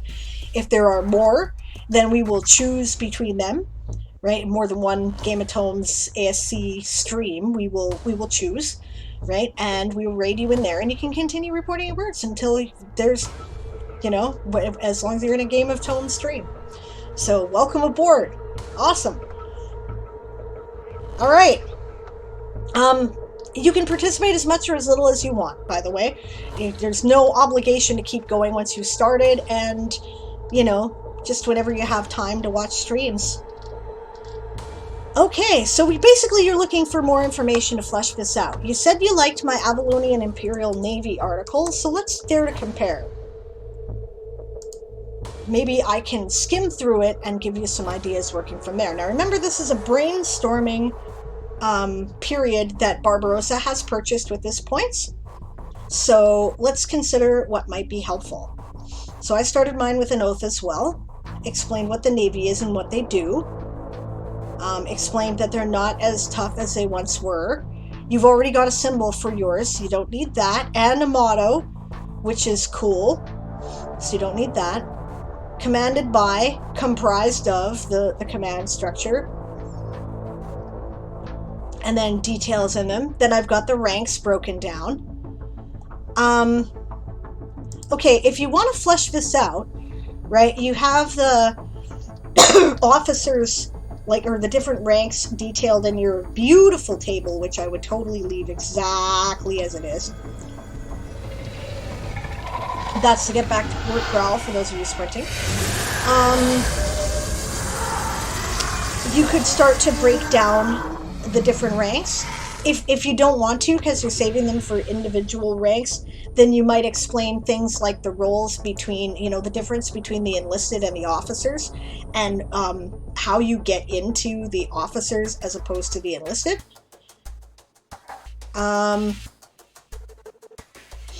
Like in my Navy, there's a class difference, right? Which often means a racial difference too, which is something that I'm heavily critiquing in my book, and my universe. You could add some theme music. I added a table of contents because this is actually, if you click on Avalonian Imperial Navy, you'll get this article as my category, so I wanted to have, that. I made a gallery of uniforms, right? So that, you make uniforms, so you could do that, right? And I set it in an allowed box, which is why it has the pretty blue background.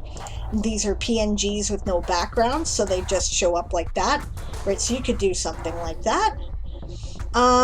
You could make something like this where you kind of break down like little tiny descriptions of what people do and what they get paid per year, if that was something that you wanted to do.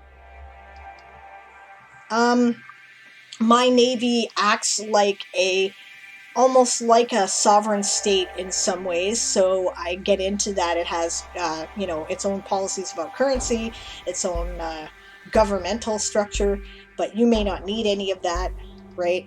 Obviously, the political arm of your empire would want to have some checks on the power of the military. Either that, or your Adrausi emperor is full-on, those dictator guys who always have 1,000 military medals on their chest because their power is based in the military arm. That might be a thing. Public agenda, you've already got that. Assets. Assets are logistics, right? So what do they have? How do they make stuff work? Do they have armories all over Adraus? Do they have bases established in their different colonial holdings? They're an empire, so they have colonial holdings, right? What are the limits of that, right? What can they mobilize in an emergency, and where? Where are they weak in their logistics and their deployment? Hero Forge doesn't have Napoleonic uniforms, grr. 225 light edits for Stretch for the bunnies. Thank you. I hadn't considered colonial colonies as assets. Yeah, they could be, and you can refer to that, right? Like, their colony of, I don't know, Lichtendorf, right? They can call upon the conscripts of Lichtendorf and mobilize, like, I don't know, 30,000 people to join their forces to reinforce should they need. You know, stuff like that, right? You could list that. The technology level that they're dealing with, right? If they're a Napoleonic army, right, then, you know, this may be one of those areas where it's more useful to read fiction than history, right? So maybe it's easier to see it, right? If you're writing about a Napoleonic era military, let's see. Okay, if you haven't read Clausewitz, you want to, because that'll give you strategy, and he's Prussian, right? He's a little earlier, but people were depending on that doctrine to some degree, right? And, but you know that, right? And the other thing is you might want to read the Sharpe's series, Sharpe's War, that sort of thing, Bernard Cornwell, right? Because it gives you kind of an immersion. They have steamships and steam-powered trades. Oh, that makes a big difference. That might be something that's listed as an asset. Do they have... See, here's the thing, right? Did you know that there were sort of semi-steam tanks that existed at the beginning of the steam period? They were designed to go off of the railroad, right? And they were kind of like tanks. They were designed to be like armored carriers with big guns on them, right? And the only problem is, you know, without the railroad, they couldn't move that fast, right? And, you know, what if they broke down? Bringing the support to repair it wasn't as easy, right? And it was expensive to maintain. But they did have them. And if these guys have the resources, they could have like a whole division of that, right? They're, you know, a unique cavalry division. Yes, the American Civil War, we're considering having those. The reason why I found that out is because I read an alternate history where the American Civil War had gone the other way, right? And, yeah, right? And it was a dystopia, but that's neither here nor there, right? They're basically a traction engine and armored traction engine. Yes, it's exactly. Okay, so you're familiar with the stuff too, so I don't have to tell you. Yeah, what if they, like, found a way to make that a viable technology and built that out, right? That would be really cool. So that could be a thing. Or maybe they've only got, like, you know, one small division of them for now, but they can pull them out for emergencies. That's the kind of things you list in assets, right? How about their powder manufacturers? How about, I mean, do they work with their Navy at all, right? You know, because where they interface with the Navy might be an asset. Yep, Confederates had a submarine too. Yes, that's an interesting thing, isn't it? 204 words for the kitty cats from Missoula. Good job. Meow, meow, meow words. Yes. Yeah, problem with small steam engines is water supply. Exactly. But isn't Adros filled with, like, you know, rivers and lakes and stuff like that all over the place? So that would be a thing. They could use those, right? And, you know, water supply within Adros would be pretty easy. So they might be able to use them for home defense, but they might not send them abroad. Yeah, and fuel. True, fuel is the other problem. Yep. Your earth mages could pull iron from the earth and build tracks under them. That might be a possibility. Yes. You know, what are we doing with the magic? So, Missoula says I broke my pencil. Oops. Eli says, I went swimming. I'm way out of shape, but I had fun. I'm way out of shape too. I get tired walking through Walmart these days. Yep, you'd have to stop every couple of miles to refill. That's legit, right? So that's something, that was part of what limited them and why they didn't invest wholeheartedly in them, is all of those things that you're mentioning, Bob. It's absolutely true. But maybe his mages have a way around that. He has mages that can charge gunpowder, right? So, yeah. And you're welcome. I love your world, right? So I'm happy to put my brain to use on it. Yeah. So I got a lot of stuff on history. Yeah, and the military is where, you know, I used military from the, like, national information to do that section, but it was relevant to my Navy, so I see I need to add a picture or something. Alright, cool. I'm glad I was helpful, and Adraus is fun. I like your world. Are we done with everything now? Oh no, we have one more showcase. Okay, I'm gonna do this now stretch, since I've already used half the sprint to yap. And then I am going to use the rest of the time to sprint. Yes, Masadi's is the queen of cats. She is the leader of your house, Missoula. So welcome to her team.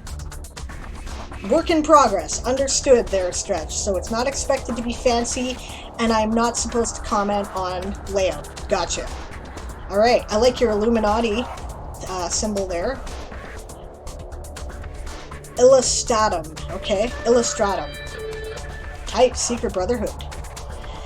The Illustratum is a name given to a group dating back to the early age of enlightenment. The society's goals were to oppose superstition, obscurantism, religious influence over public life, and abuses of state power. So basically, the Illuminati. Okay. They were created during a time of great prosperity and advancement, but also rife with corruption, political control, and injustice. And you're borrowing a little bit from the Masons, too, it sounds like, aren't you? Yeah, okay. Naturally, this bred people who would rise up against such abuses of power, so this order was formed in secret by many of the more enlightened and educated people of the time, as was the Illuminati and the other similar fraternal orders like that. Despite their best intentions, their numbers were small, so they had trouble achieving their visions and goals. What they really wanted was to make the whole world a better place by promoting good moral values, philanthropy, and charity. Yet they were far too few and outmatched by the selfishness, spelling L and E are flipped in selfishness, of those in power to really do anything. Although, at least the desire and the drive was there, and in some cases, they did make a real difference. You need some commas in that sentence, but I'm not going to harp on it right now. Unfortunately, so much of the world has become so corrupt that this was just a mere drop in the ocean. Oh, I hear a dingy thing. Refresh? Okay.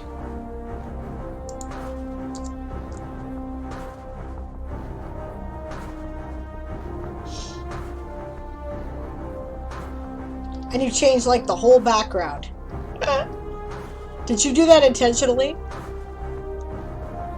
I liked the previous one better.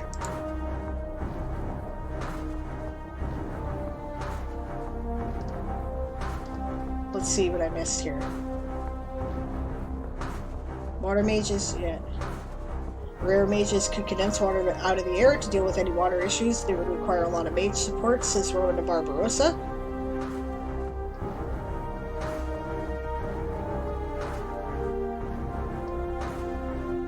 Completely changed the CSS. No, I just wanted it easier to read. I actually had it fine to read before. But okay, no worries, we'll carry on. Yeah, the LE here needs to be switched, right? Okay. Perhaps their greatest achievement, however, was to be remembered even to this day. Many think them just a myth, but there are some more knowledgeable people that knew the truth about the Illustratum. Present day, despite having been an existing organization trying to do good, in current times they are shrouded in mystery and seen as an old secretive group believed only by the eccentric. That's where you need that word. Many conspiratorial theories exist about whom the Illuminatrix, so clearly you're, got to change that word there, and yeah, really were, the majority of which would vary from entirely foreign to anything the order understood to the point of just ludicrous. Yeah, it's amazing what people will attribute to the Illuminati these days. Like, the conspiracy theory is kind of you're like, really? Yeah, working in the shadows bring light to the world. But yeah, they existed. They were a real thing. They just weren't the powers that people thought they were, right? I like the direction you're going in, and a real thing based on the Illuminati is always cool. Where the L and the E in the word selfishness is what I'm talking about. It's right here. Last paragraph before present day. Right there.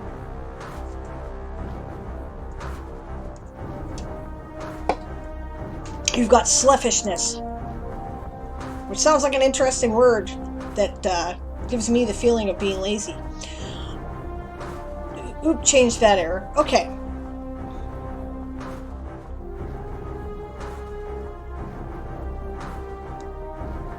"102 words for the cats" from Melody. Good job. Any ideas for more content? Asked Stretch. Okay, so what did the Illuminati or the Illustratum actually do in your world, right? Like, they wanted to make a difference. Did they? Right? How did they go about accomplishing this? Right? Working in the shadows to bring light to the world. Did they do it kind of like the fraternal orders, by which their membership remained secret, but you would have like secret handshakes and things that would, determine that you were part of that order, and then you could ask each other for favors and work in concert, right? Because that still goes on, right? That's still a thing. Also, one thing that's often neglected when you're writing about fraternal orders is that they usually have amazing resources. Did you ever notice that there's always a bunch of scholarships that are being put out there by different fraternal orders to the kids of their members? Right? That's something that they could have made available, so you could write about that, right? An education fund, right? They also tended to have a widows and orphans fund, so that could be taken into account, right? That's the sprint for those of you sprinting.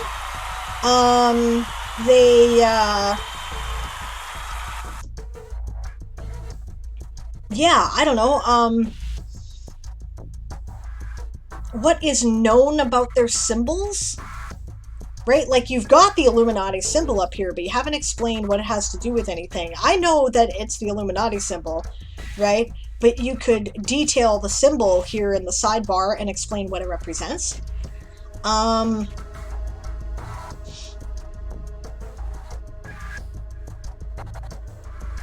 Is anything known about how you got membership?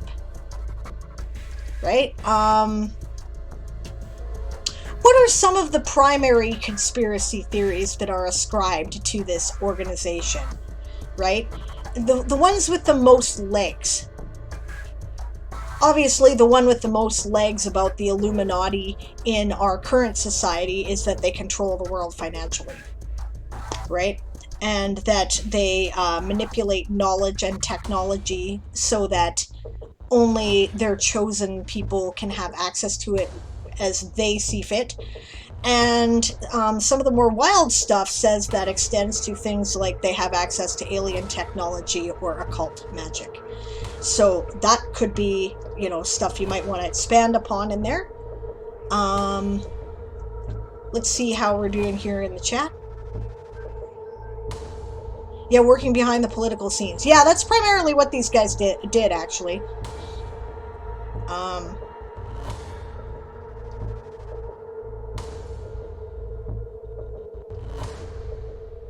Missoula has done 2,914 words today. Good work. Yeah, what kind of people tended to be members of what income bracket or social background or racial background? Yeah, that's good stuff, Rowan. Right? What rituals were involved to being a member to initiate into the order? And are this information accurate? Like, I get that these guys are a big mysterious, who, and we think, they're the Illuminati, right? So we don't really know what the Illuminati did, but there's all kinds of theories. The rituals that people claim to have look a lot like Freemason rituals. right? Which you can read on the internet pretty much fucking anywhere, despite the fact that everybody makes a big deal about it being secret. Kind of like Wiccan initiation rituals, which are based on Freemason rituals, despite, no, it's not some ancient secret passed down from the Bronze Age. It's like, something that Gardner made up based on Freemasonry and incorporated, or Crowley actually, because Gardner got it from him, right? And we do it kind of loosely like that, right? And just as some of the LDS rituals in the High Temple there are based on Masonic rituals. And you can pretend that that's not the case, but it's obvious it is, right? So let's just be honest about it. There's nothing wrong with that. So you can probably find bits and pieces of their rituals supposedly written in books in your world, I imagine, in old libraries and tomes. But are they accurate? We don't know that for sure, right? That could be all made up. Right? Yeah, all this going into my scrapbook. Yeah, you hit the right person because I know about occult stuff, right? So, and there is an overlap here. Right, let's see, they probably owned secret property. Here's an interesting one for you, Stretch, if you're, looking at the ancient history of, the history of the Illuminati and the Freemasons, okay? If you go to the provincial legislature in Manitoba, which is in Winnipeg, it's a Masonic temple. It absolutely is. It has the 4 archangels in the quarter of the cupola. Like there's a sun god image on the roof. It's like, it's amazing. So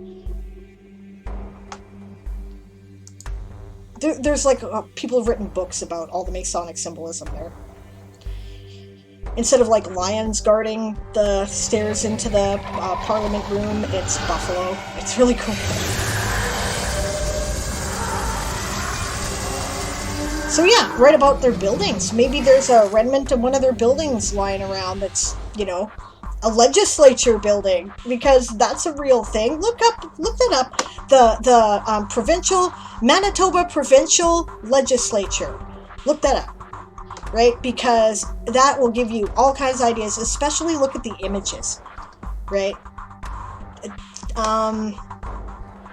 Maybe there's ruins of those around. A former boss of mine was a Mason member. Yeah, fair enough. Yeah. The biggest douchebag I know in the world is a Mason member, so that doesn't mean anything.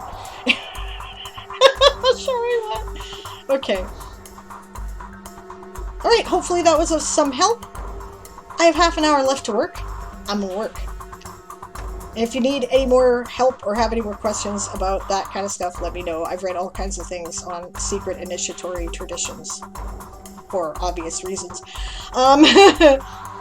Alright, Missoula says my goal tomorrow is to rewrite the last 2 pages in chapter 19 and then put 18 and 19 on the website. Awesome. Hello, Alex. Good to see you. You haven't been in my stream in like a dog's age, have you? How are you doing? I'm just actually getting into a sprint. We're done the showcases for today, and I'm doing some writing.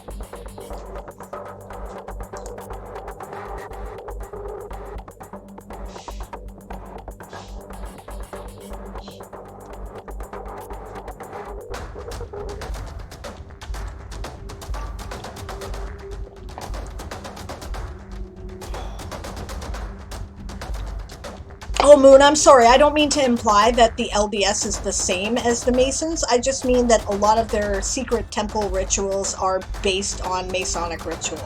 That's all. I'm not even saying there's anything wrong with that or that it should be discounted, right? I mean, obviously it's a technique that works and helps people to get in touch with the divine as they see them. I think it's perfectly valid. I do a lot of stuff that's based on Masonic ritual because I'm a witch, right? In an initiatory Wiccan tradition. And that's where our stuff comes from too. I think that it's powerful and effective, and I I'm not saying there's any, and our symbolism means different things, right? Just like the symbolism in the LDS faith means different things when the rituals are performed, right? But, so I'm not saying it's the same. I'm saying that, things have influences, and that was one of theirs. And that's totally cool, right? Anyway.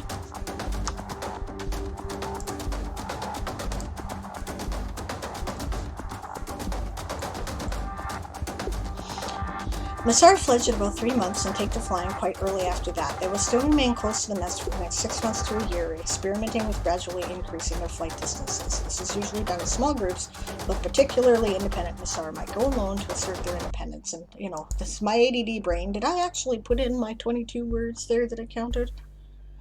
I don't know that I did.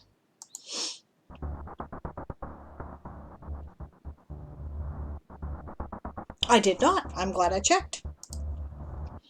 Okay, so 22 words from the previous sprint. I was more confused than not because LDS has some things that are based on it, but they do have their distinctions. Yeah, absolutely. Also, there are things that have no connection to Masonic ritual at all. 100%. It's syncretic. Yeah, just like Wicca. Wicca is a syncretic religion. One of the things that it borrows from is Masonry. Yeah, I was not at all offended. I was simply confused because they do have differences. Fair enough, Moon. Fair enough. Oh, hey, Alex signed up for a Wattpad account today. I hope that's effective. That's awesome. Good. I hope that is a good way to reach people for you. What are you going to be writing on Wattpad? All right.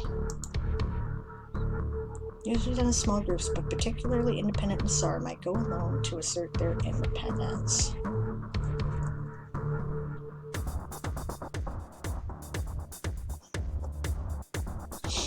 Yeah, I actually do want a longer fledgling time for these guys because they're A, bigger, and B, they're birds, like really intelligent, so they take a while to develop their intelligence just like humans do, right? So. But it's good to know that the basis is 4 to 5 weeks before fledging. That means that my 3 months is about what I wanted, so that's perfect. Yeah. Right, there was a thing there about crows courting that I wanted to know. That involves, like, showing off and stuff.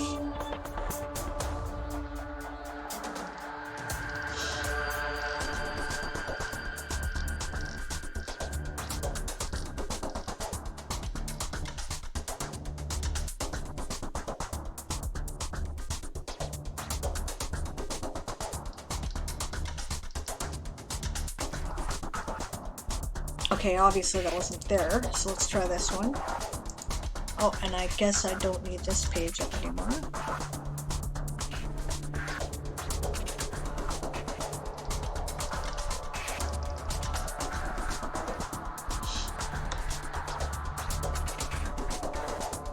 Yes, that's what I wanted.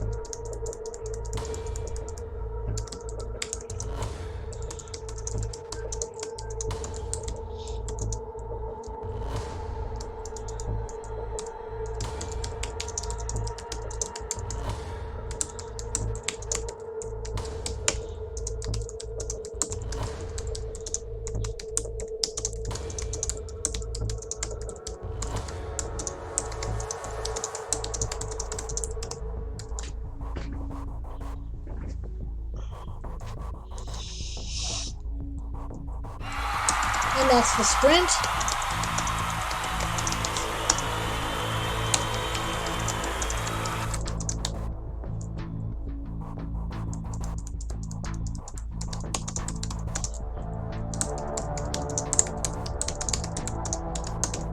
There.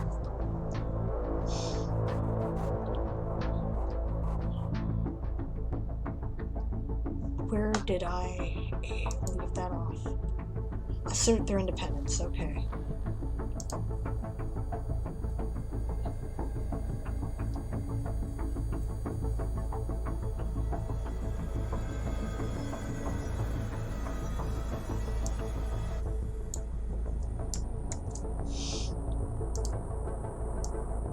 I felt like I was on a roll, but wasn't nearly as much as I thought. All right, 212 is nothing to sneeze at, though.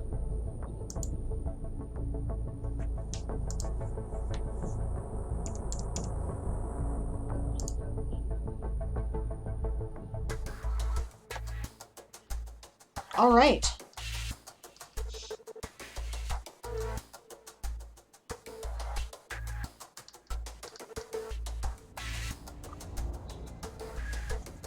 I used Movellas and Wattpad before I made my own writer website, says Missoula. That's cool.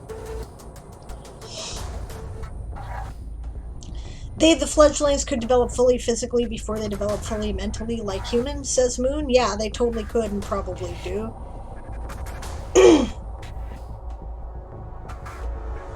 Yep.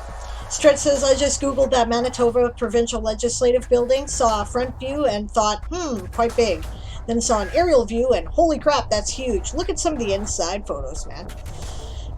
Oh, and do you notice Sol Invictus, a statue on the roof? Yeah.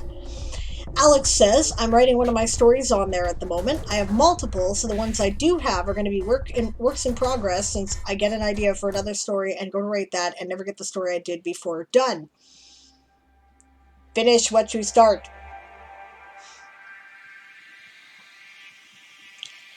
Rowan says to me, of note, growing feathers takes masses of protein. Yep. It is advised you give extra to your domestic birds when they are molting and growing new feathers. Good point. Eli says, unlurk, have tea, found cat in garage. Hello, Eli. She's allowed in there. She was just hiding somewhere weird. But you found her, thus playing her game, says Aaron. True, says Eli. Kitty planned it all, says Daz, probably. Alright, so Wattpad authors are chatting. That's great. The game is Mom will never find me here. Eli says if she planned it, she fell asleep halfway through the plan. She was napping when I finally thought to look into the student desk. Aaron says our stupid cat got himself locked in the basement yesterday. Yep, he did. I found him. We blew the breaker. Someone went down to flip it. Didn't realize the cat was in there. The cats like to go in there because they think, ooh, mice, I get to go pursue or whatever. And then we don't know they're there because they're quiet and they know they're not allowed in there in case they get locked in there. So they get locked in there. That's what happened you know, it's summer, right? And they're semi-outdoor cats, so they screw off all day. So I didn't even notice he was gone until the evening. I was starting to think, it's dinner time. Where the hell is Ash going? Right? And then I went for my bath. I'm like, he'll be back later. Sometimes they don't come back till later at night, and they're fighting with one of the neighbor cats right now, I think. So, you know, I go for my bath, and I hear this meow, meow. Right? I'm like, oh, where are you, kitty? Come on in. Are you outside? Like, bathroom window opens, goes down to the bottom. Sometimes the cats will jump up, hold onto the ledge, and haul themselves up. Sometimes they'll climb up the step ladder that is outside there and hop over that way. Sometimes they'll get on the roof. I don't know how. Probably that way. Right? And then hop down onto the ladder and come into the window ledge.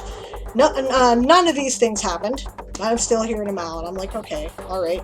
I went outside to see if he was having trouble getting off the roof. No. I go back in the house. Remember, I'm in my bath, so I'm in my towel, right? I come back. I still hear this meow, meow. I'm like, is he in the basement?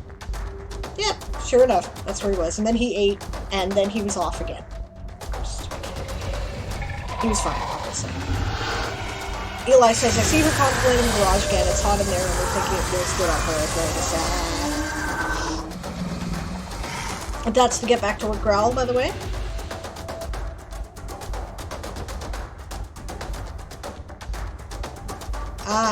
Yeah, good question. Moon asked Eli, did your mom get bit by one of your cats or a feral cat? You said something earlier that implied a feral cat. Eli says he belongs to someone, but he's an outdoor cat. Don't get me started. I am pissed at his owners if I knew where they lived. That sucks. 337 words for the lizards. Good job there, Daz. 82 words for Lappin from Stretch. More of a thinking sprint. Fair enough. Thank you. The Warren appreciates your words. Missoula is done writing today. The brain is not cooperating. I should think after that many words. I don't blame you. 28 words for the School of the Squids from Smut Geek. 266 words for the Cat Colony from Misatis. Awesome. The Queen of Cats herself weighing in. Spent more time translating to French than I did last sprint, says Smut Geek. That's cool. Daz says, doing the religious order article, how convenient. I need to separate the history from the outfits of my garb of the acolytes. Cat from Garage just peed on a bunch of Mum's fabric, says Eli. Fabric is waiting for towels to finish washing before going in the machine. That sucks. Hello, Mooncloud. Good to see you. Haven't seen you in a bit. Eli says she pees as a display of dominance, her way of saying, you're not the boss of me. And cats tend to do that to mark territory. Kitty is probably liking you and is trying to convince you to let it move in. Maybe you should start feeding it. And then you could own a cat, and then you wouldn't have to do anything to their owners, because you'd be like, I don't know, I didn't realize it was owned by anybody because it was always outside and it kept coming into my garage, so mine now. If the owners ever come looking, which if they, you know, probably won't. Yeah, they do occasionally do it when they get mad too. Okay, reminder guys, that it's 2:51, so this is the final sprint for the day. Please make sure that you turn in your words after this sprint, because then we will be rating, and if you do not turn them in, you will have to talk to us about the possibility that they might be lost. So,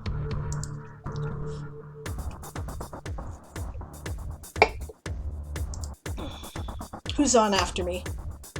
You think I'd have this memorized by now? Eli should be, shouldn't they? I think so. Yep, it's Eli. So we will be rating Eli after this. Misatis is currently live too. I will point out, Or are you? Are you currently live there, Misa? Or did you shut down early? Ah, gotcha. I'm gonna go finish the stream setup, speaking of. As she gets fed plenty, she's my mom's cat. Cat that bit mom as a boy. Got it. Missoula says, my cat has a fun thing she does. She puts her head in my armpit when I relax on the sofa. One of my kitties is currently sleeping on my bed, right over there. And she has taken to seeing that I'm awake in the morning and playing this game of, let's see how cute I can be while snuggling and how much cat gravity I can impart and see if I can prevent mom from getting up. Which I think is great. It's hilarious. Well, you know what? I'll shout out Masadi's anyway. It will tell me if she is live that way. So if you're looking for a quiet sprint lobby, that is what Misa typically does this time of day. And of course, recall that she is the queen of cats. So if you're wanting to hang out with other kitties, it's a very Lappin and Felis friendly environment. Not that Eli's environment is unfriendly. Yeah, so I guess Misa isn't up at the moment. We have 354 words more for the Pride. Good job, Melody. That's excellent. Okay, and I'm going to get in some words here before we call it a day.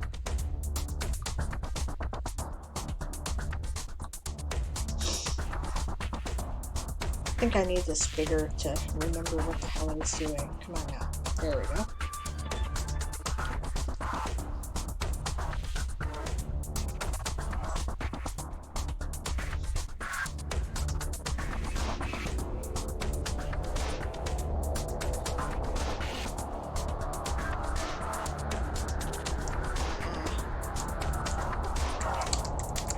There we go.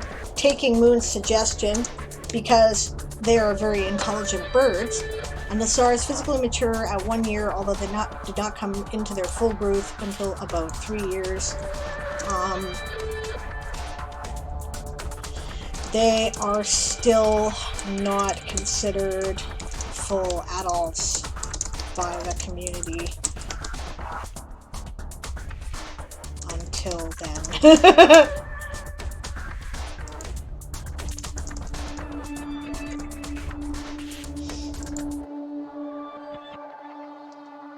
Ooh, I can put in stuff on society. They have an elders thing.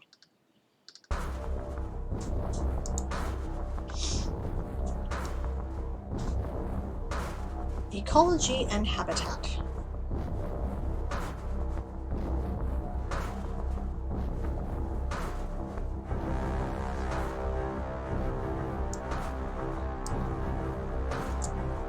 The Sir are omnivores. Opportunistic omnivores.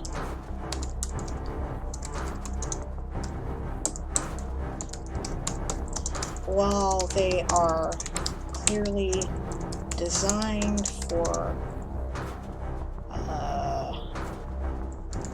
predation, they can digest a wide variety of animal and plant matter.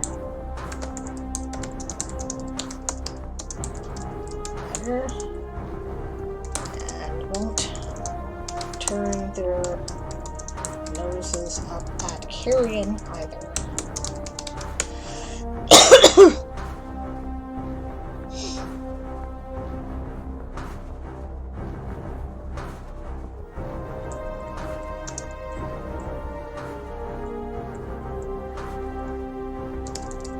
Their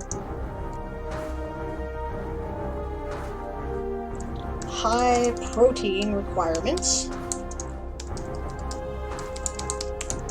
especially at fledgling and molting stages. See, I'm paying attention.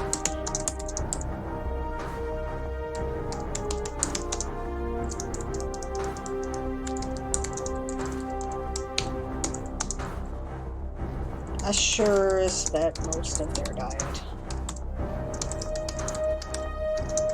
is meat.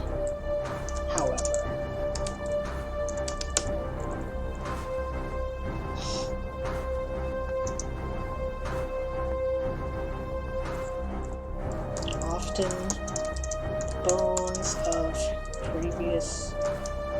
Yeah.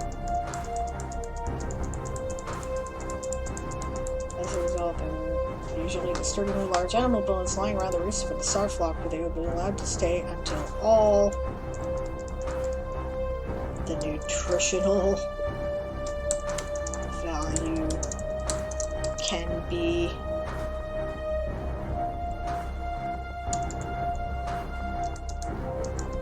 has been used.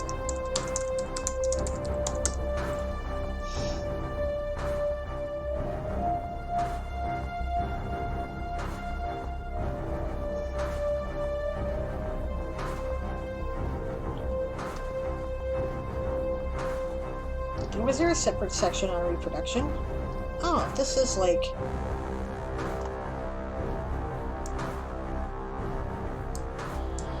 This is actually stuff for the food section, isn't it? And I never did clean... Oh yeah, I did last night. Okay.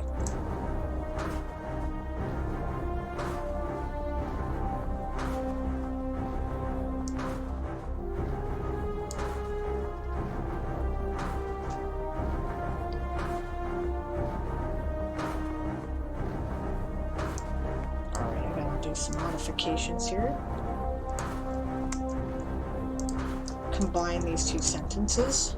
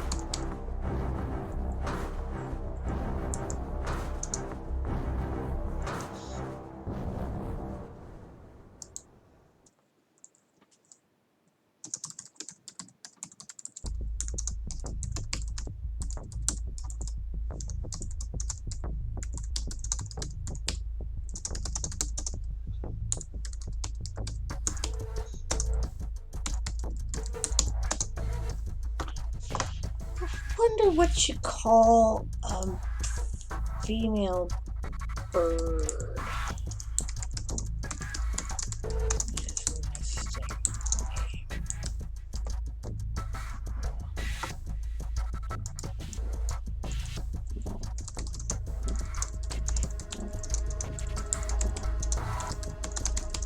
I get the feeling like there's a term I should know and I don't.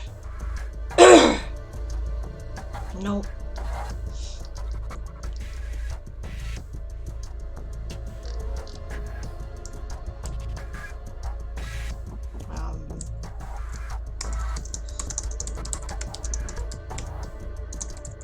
Is there a general name? Okay, in general, for all birds, the male is a cock and the female a hen. Okay.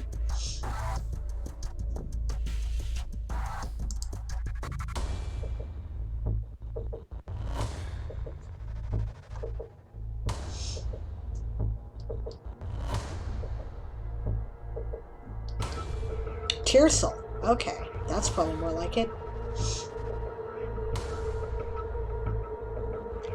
A tearsel and a foremale. Glad I looked it up. Why shouldn't they have the falcon names? That makes sense to me. Neat. I knew there was something. Foremale. Okay.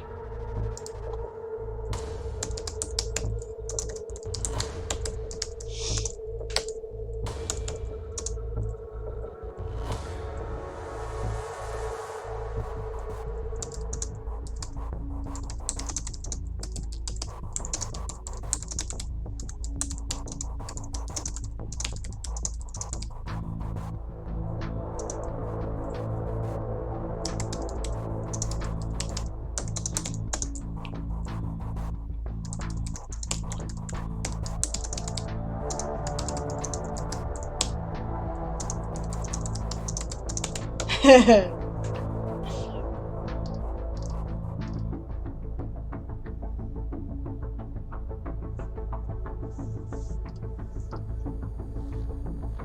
know, I should put that in their biological cycle, shouldn't I? Okay, let's do that.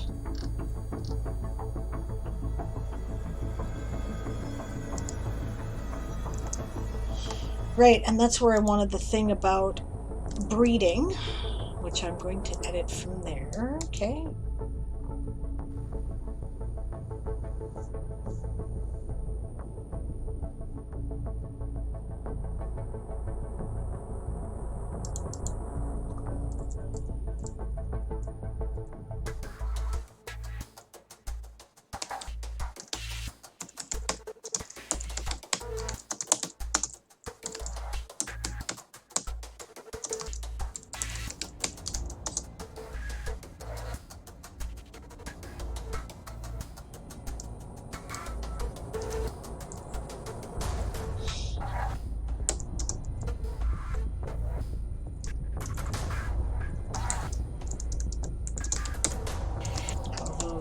Monogamy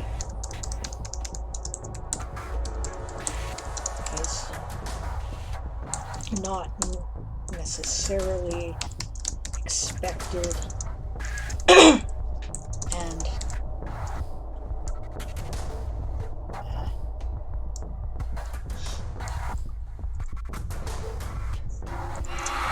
that's the sprint. That is the last sprint of the day.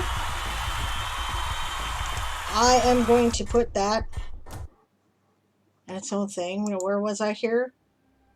Motivators for making such bonds. Right, okay, so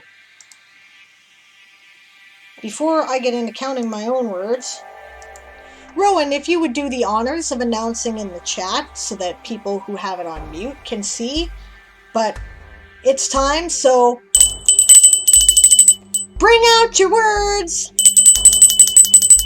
Bring out your words!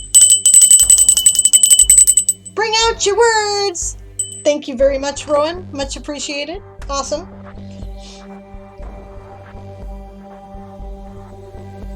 All right. 2 prompts done, Melody. Excellent. Nano words complete. Wish I could do this. New kitty in the yarn basket. Awesome. We have Sneezy Kitty over here. If she decides she's leaving, I will pick her up and show you to you. Who's my baby? Bless you, kitty. Yeah. Little sleepy eyes. Yeah. She's the same color as my blanket. It's very cute.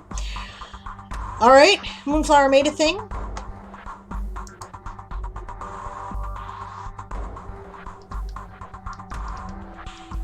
That's cool. I like it. Book covers are awesome.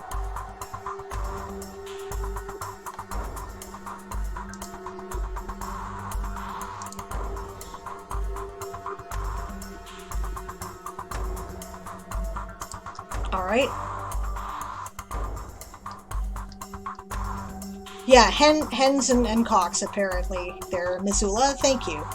Yeah, that's cool. Yeah, but falcons have particular names. These are predatory raptors, so I figure I can steal that. Yeah. Text shadow in the credits section. Okay. DM Stretch is muttering under his breath about CSS. I'm going to ignore that conversation right now because I can't contribute. Alright, 43 words for the big lizards from Dazzlecat. 12 words for the kitties from Masadi's. 225 light edits for the Warren from Stretch. Sadly, I cannot find where my big bell is packed. I might just have to ring a propane tank for a soundbite. That's cool. Good night, Missoula. Thank you for joining us. Do yourself a favor. If you want to keep playing the game of Tomes, right? Make sure to bookmark this website or follow there. Right, and bookmark this one for you as well. Satrium.dev, and that way you will be able to find more Game of Thrones streams later on. And speaking of which, result stream tomorrow, noonish. Cutoff is in 2 hours for this week's total streamers, so make sure you get those in. And that'll be our week 3 totals. I know, fast, isn't it? When we did it on September, or Saturday rather. And I better get in my words here before we go, so let's do that.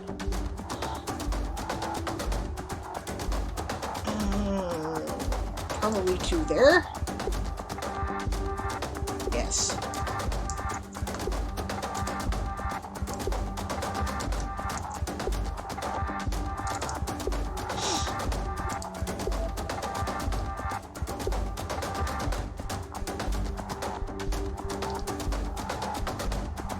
Okay, I did that already.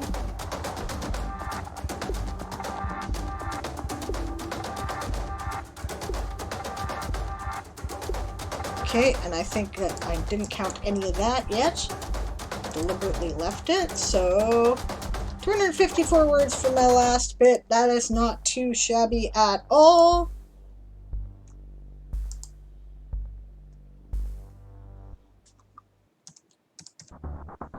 All right.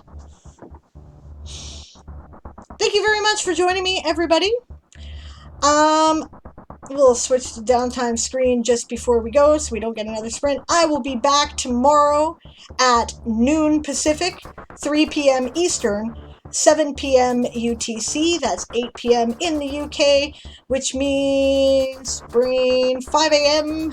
Australian Eastern Time. I almost have that memorized. The first hour will be Game of Tomes results for this week. And the rest of it will be writing sprints. Yeah, and then let's see, Erin will be back on Friday for Ask an Old GM at 2 p.m. Pacific, 5 p.m. Eastern, 9 p.m. UTC, 10 p.m. in the UK, to 7 a.m. Australian Eastern Time.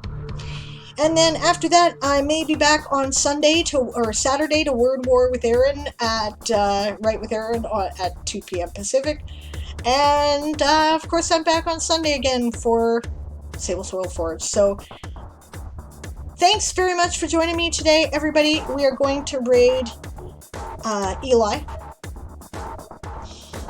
So don't forget our raid shout, guys, which is prepare to be boarded because we are the Sable's Privateers. And if you don't want to do that, then feel free to yell your house motto when you get there.